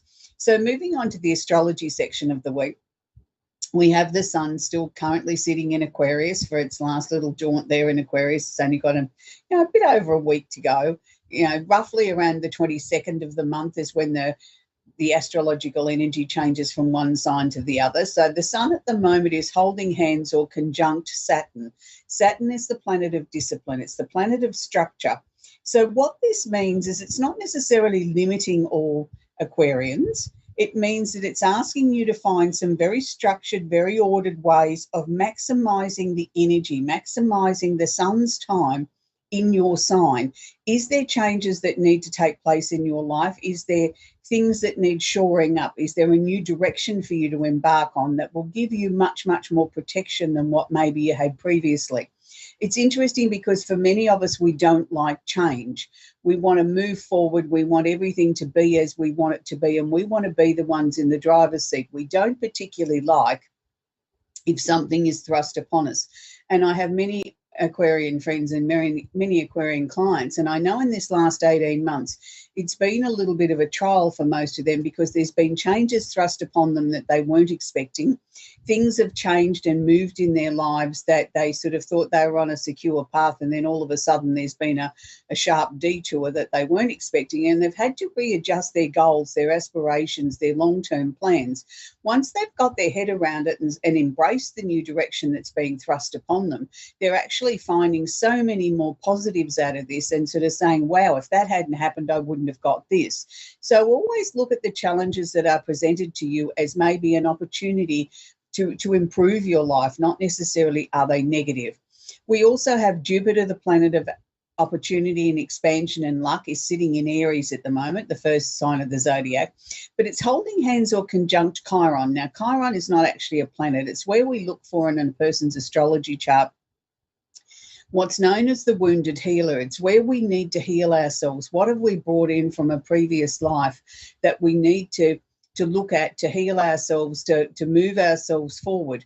So Jupiter here is conjunct with that, and it really is affecting Aries people at the moment. It's asking you, is there some changes that you need to make in your life? Is there ways that you can improve your physical or emotional well-being?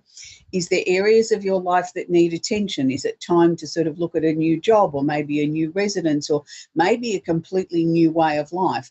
Only the Aries people will understand what is being asked of them at the moment. And for some people, it's just a few minor tweaks and adjustments. And for other people, it's life-changing directions and decisions that are being made, that, you know, some people are finding that the way that they've always lived is not conducive to their physical health, and they're starting to find their bodies wearing out. Other people, it's sort of having that great epiphany moment of the way that they've always dealt with things emotionally isn't necessarily the right way for them going forward. So whatever the changes might be, it is a time of great insight, of where we really get to understand each other, understand ourselves, and understand the next part of our journey. So this will overflow to the other fire signs as well, Leo and Sagittarius, not quite to the same extreme, but it is also asking them to sort of have a good, long, hard look at their lives and where it's going and what adjustments might need to be made.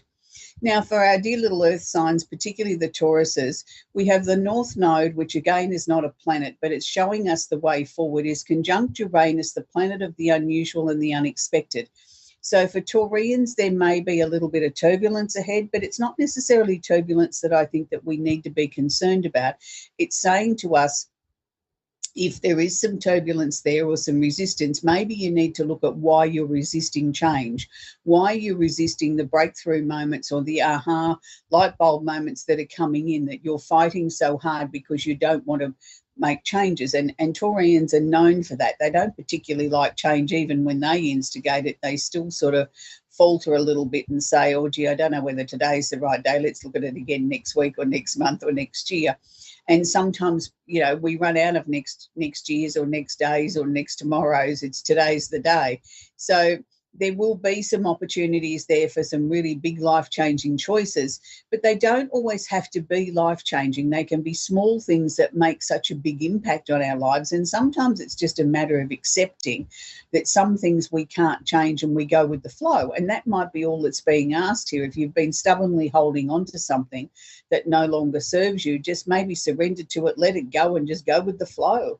And maybe that'll be the thing that sort of calms everything down and you start to see some, you know, some positive, peaceful times ahead, which is what we're all aiming for. We all want a little bit of peace in our lives. You know, that's, I think, the most important theme of this year is people are searching for inner peace. We have Mercury, the planet of communication, is conjunct or holding hands. Pluto, the planet of transformation in Capricorn. I know the astrology section seems very deep and very intense this week, and it is meant to be that way, because we have so many conjunctions or so many configurations where a planet is holding hands with another planet or another luminary or another part of astrology. So these are intense moments. These are moments that we shouldn't ignore. So it's the time now, if any sign, and I'm going to say particularly Capricorns, but any sign here that has a conversation that they need to have that is of a powerful nature, something you've been putting off, something you've been avoiding the right time. And, you know, it may be a family matter, it may be something legal, it may be something that's important connected to your job. Now is the time to sit down and structure the way that you're going to have this conversation or how you're going to bring this conversation to light, because it's the time now where you've got the power of Pluto and giving you the ability or the opportunity there to be able to make changes in your life and to bring some transforming energies and bring some new solutions to the table. So it's a really perfect time now over this next couple of weeks. If you have been putting off having a very in-depth conversation or a very important conversation with somebody, now is the time to be sort of formulating that and moving forward with it, because it's the perfect time for that. I know that it seems this week's astrological chit chat has been very, very powerful. And I meant it to be powerful because sometimes with so many configurations in an astrology chart, when I look at the charts before the show, it really jumps out at me that, you know, this is a very powerful week. None of us need to really ignore it. We need to embrace it. We need to work with it. And we need to try and make choices and decisions that are right for us. Just because I've given you my wisdom and shared with you my insight doesn't necessarily make it law for you. You still have to apply your own common sense, what your own gut feelings telling you, and what you feel is the right way moving forward. So it's really important that we work with the tools that we're given, but we don't necessarily say that this is the only way something can be dealt with. We take the information, we take the tools, we take the guidance, and then we try and apply it to our own lives. And if a piece doesn't fit, then ask yourself, why doesn't it fit? Why is it not for me? And then let it go. And then replace that with what your own personal wisdom is telling you or sharing with you, or what your gut is telling you, because then that becomes personal and it becomes right for you. Astrology never stops. The planets never stop moving around the universe. You know, energy never stops. You know, day always comes moves from nighttime into daytime and then from daytime into nighttime. So the universe is a living, breathing thing. It doesn't stop, and neither do the planets, neither do the energies or the configurations that they make in the sky. It's how we interpret them as human beings and how we apply them to our lives, and whether or not we choose to work with the energy or to go against it. I can honestly say to you, if you choose to go against it, the universe will have a way of straightening things up or leveling the playing field or getting back to where they want you to be. So, go your best. I mean, I've tried many, many times and over my lifetime to prove something wrong or to take my life in a different direction to what I could see astrologically, to only find out that I've wasted a lot of time and would have been better off not so much surrendering, but going with the flow and really maximizing what was ahead of me instead of fighting it every step of the way. So, that's a personal thing. We all learn as we go through life. That's what life is. It's one big learning curve from the time we take our first breath till we take our last breath.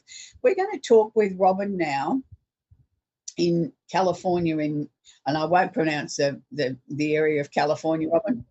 Calusa. So in California. Are you there, Robin? Yes. Do you have a question I can answer for you, sweetie?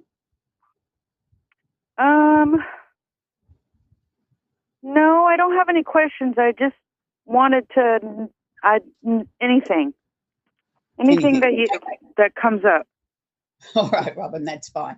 Okay, so what I'm going to do is, because Robin doesn't have a specific question, I'm going to try and tune into her soul very quickly here on the show and see what her spirit guides and her higher self is wanting to share with Robin as far as some sort of guidance. The first thing that they're showing me, Robin, is that there is some endings, changes or transformations coming up. So I can only take from that the last 6 months of 2022, you seem to be consciously working on tidying up many areas of your life. Is that correct? Yes. Yeah, good. Well, they're showing me now that we're almost there. It's like almost I can get the red pen and go tick, but we've got just a tiny little bit more to go. So sometimes, Robin, that might seem like it's the hardest bit because it sort of seems so stubborn or so intense. Just go with it. Don't put a timetable on it. Just allow things to go at their own pace. Interestingly enough, they're showing me too, Robin, that I don't know how to word this.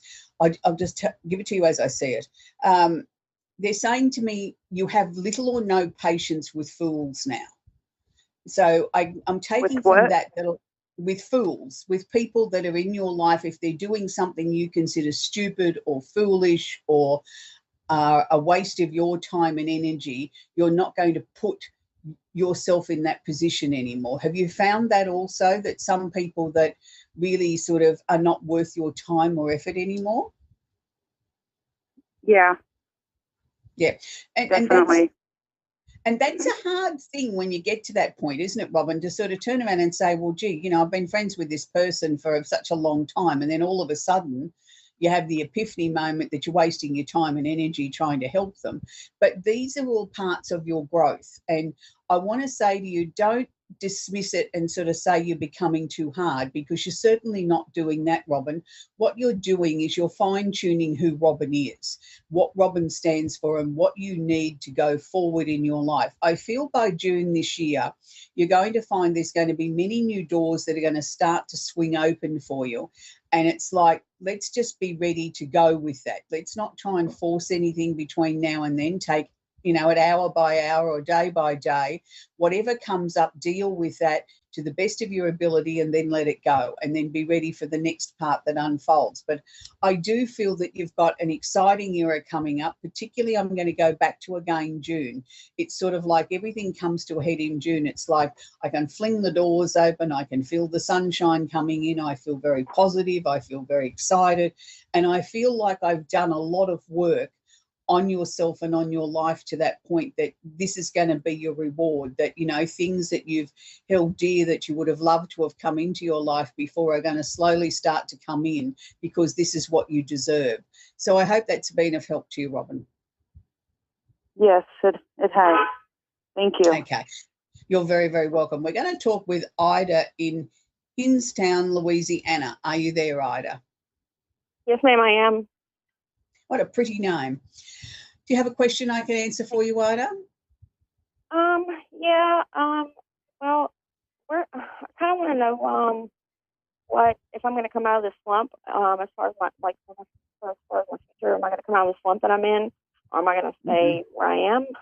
And my relationship, where's it going?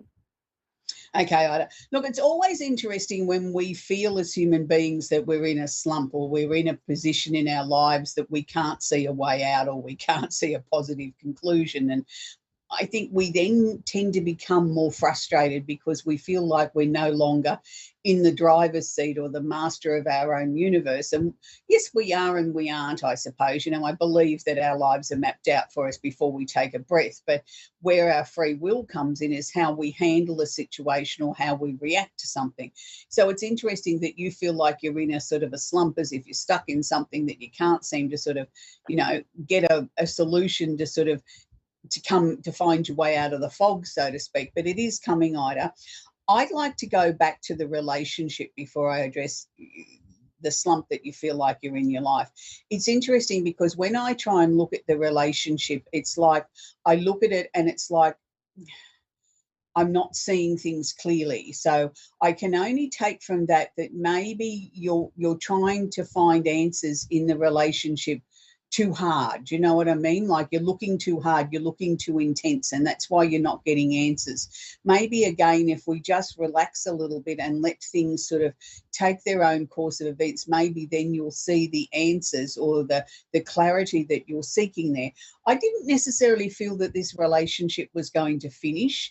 I just felt in its current form, it can't continue on in the way that it is because there's no growth there. It's like everything in the garden of relationship is at a standstill. You know, it doesn't matter how much water, how much fertilizer we put on it, it's not growing. Now, that can be because that's how you feel in your life, but it can also be because your partner's feeling exactly the same way. So I think by putting too much energy in there, I think we're actually preventing it from growing, if that makes any sense, Ida? Yes, it does.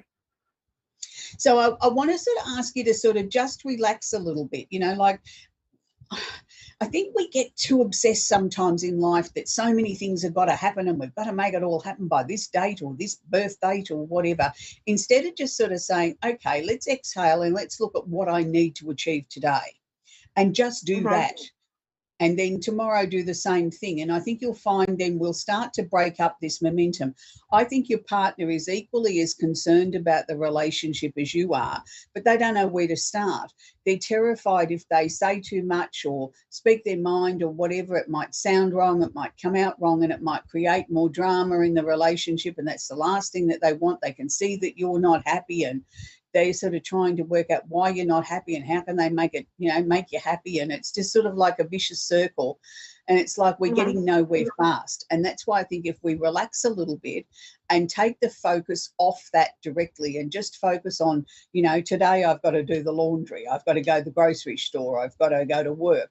Focus on what seems like the menial tasks, and we can tick those off our list, and then tomorrow we go on to the next list, and I think you'll find things will start to improve. Would it be fair to say in this last couple of years your relationship's really gone through a testing period because of so many other life events, of things that happened around the two of you that sort of overflowed into the relationship, like you didn't really have a chance to just focus on each other? Right, you're right, yes.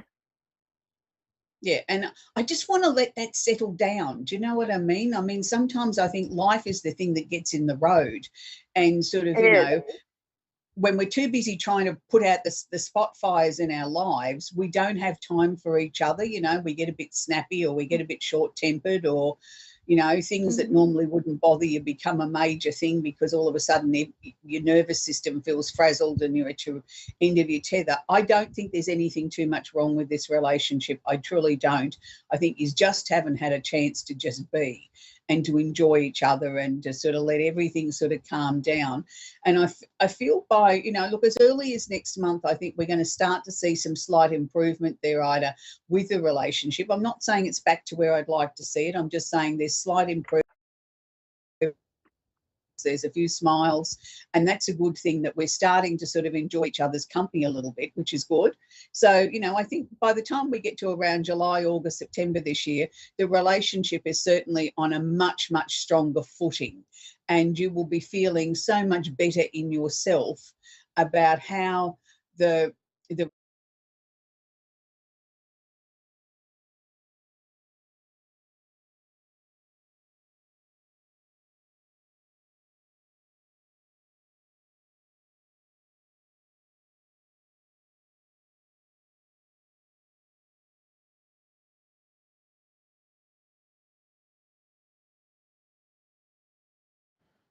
Okay, it's really interesting in how life gets in the road of our relationships, and I think that's been the major problem here, is the fact that you have had so many other things that you've had to contend with, to deal with, that you haven't had the time there to really sort of just focus on each other and just enjoy being in each other's company and laughing at the silly things in life. So it's like, I just want to sort of say to you, take a few deep breaths. Don't be in too much of a hurry to try and sort everything out. I think by as early as next month, I feel that there's going to start to be some slight improvement in the relationship. There'll be a little bit more laughter, a little bit of an easing of the tension. By the time we get to about June, July, August, it's like the relationship is really back to being the best it's ever been, and probably even better than when it was at its peak, when it was really amazing. And you sort of, you look at it then and you think, what was I so worried about? Life seems to have calmed down. Our relationship is starting to really pick up again. We're enjoying being with each other. Life is starting to settle down again. And I think that, and there's also a little bit more money there too. And I mean, there's been a real struggle with finances in this last 2.5, 3 years too. Every time you got a little bit of a run on, something came along and sort of flattened the reserves again of, where we were, what we were trying to achieve. So I hope that's helped you, because it's been a really difficult journey for the two of you, hasn't it, in this last couple of years? Yes, ma'am. Yeah. And, Yes, and I don't want you to lose faith in love itself. Sometimes the shine of love goes off, not because we fall out of love with each other, but because life intervenes and starts to sort of erode away at the base of what was once upon a time a secure relationship. And I think that's what's been happening here, Ida. It's like, I don't want to see you throw this away, because I still think there's far too much there. And I know your partner feels the same way, but they feel out of their depth. They just don't know what to do to try and make it right. And that's why I think if we try and take the pressure off it and not constantly focusing on it, that it will start you'll start to find your way back to each other without consciously doing it, if that makes any sense. Right, I understand. Yes, it does. Yeah. And look, it's so hard, Ida. I mean, you've been through so much, and and I mean, without airing everything on air here, I can just see that this last 3 years in particular have been difficult on many levels, not just on a financial level, not just on an emotional level. It's sort of like every time that you thought things were going to start to calm down, it was like something else came in bigger, better, and harder than the last lot. And it's like, you're running out of patience now to deal with anything else that life would throw at you. And I think that's the problem. So that's why I'm suggesting let's just sort of try and take the edge off it. And I think things will improve drastically, Ida. Because I really do feel that this relationship shouldn't end. There's too much there. You both still love each other. It's just life got in the road. I got you. Yeah. Okay. So I hope that's you. helped you, sweetie, because, the two of you really do deserve to find some happiness there. And you're not finding that at the moment because there's just so much else that's keeps being piled on top of you. It's like taking the laundry basket, it's already full, and then we try and add another 3 baskets on top with nothing to support it. That's how your life's been feeling. Anyway, that's where we're going to leave Ida now. I know that her and her partner are going to find happiness again, and they're going to find that their lives are going to unfold in a much, much better way as 2023 starts to unfold. And it's interesting that I think many of us can take a message out of what I just shared with Ida. The last few years have been difficult for many, many people. There's been forced changes, things that we could never have begun to imagine that could have changed or been presented to us in our lives, and not just with the pandemic, but that was a major part for many, many people. And it still seems to be sort of like you just sort of start to breathe a sigh of relief, and then all of a sudden they're talking about another vaccination or another booster shot or another bout of whatever. So we don't seem to be able to sort of come out the other side from that. So of course we're all battle weary and things like that, and we need to just sort of, I think, start living in the moment. You know, start to break your day up into much smaller pieces, and then I think you'll find that things will be a hell of a lot more manageable than what they have been. So this week I want to leave you with a song that's a very old song but a very beautiful song, and one of my favorites. You know, look, I might be a huge David Cassidy fan, and I certainly am a John Farnham fan, but I like many different forms of music, and particularly I love the Motown music. That's one of my most favorite genres of music, and one of the first people that I ever really sort of fell in love with as far as a singer and from Motown was when I was a very young girl, and I won a record from a record station. It was by Stevie Wonder, and that was called For Once in My Life, and that started my love affair with Stevie Wonder's music. But this week I want to leave you with one of his more beautiful songs. I think that's something that we could all do with a little bit more of. I Just Called to Say I Love You, and I think that's a really fitting song to leave you, everybody, with this week. I think we could all do with a little bit more love in our lives as we head towards Valentine's.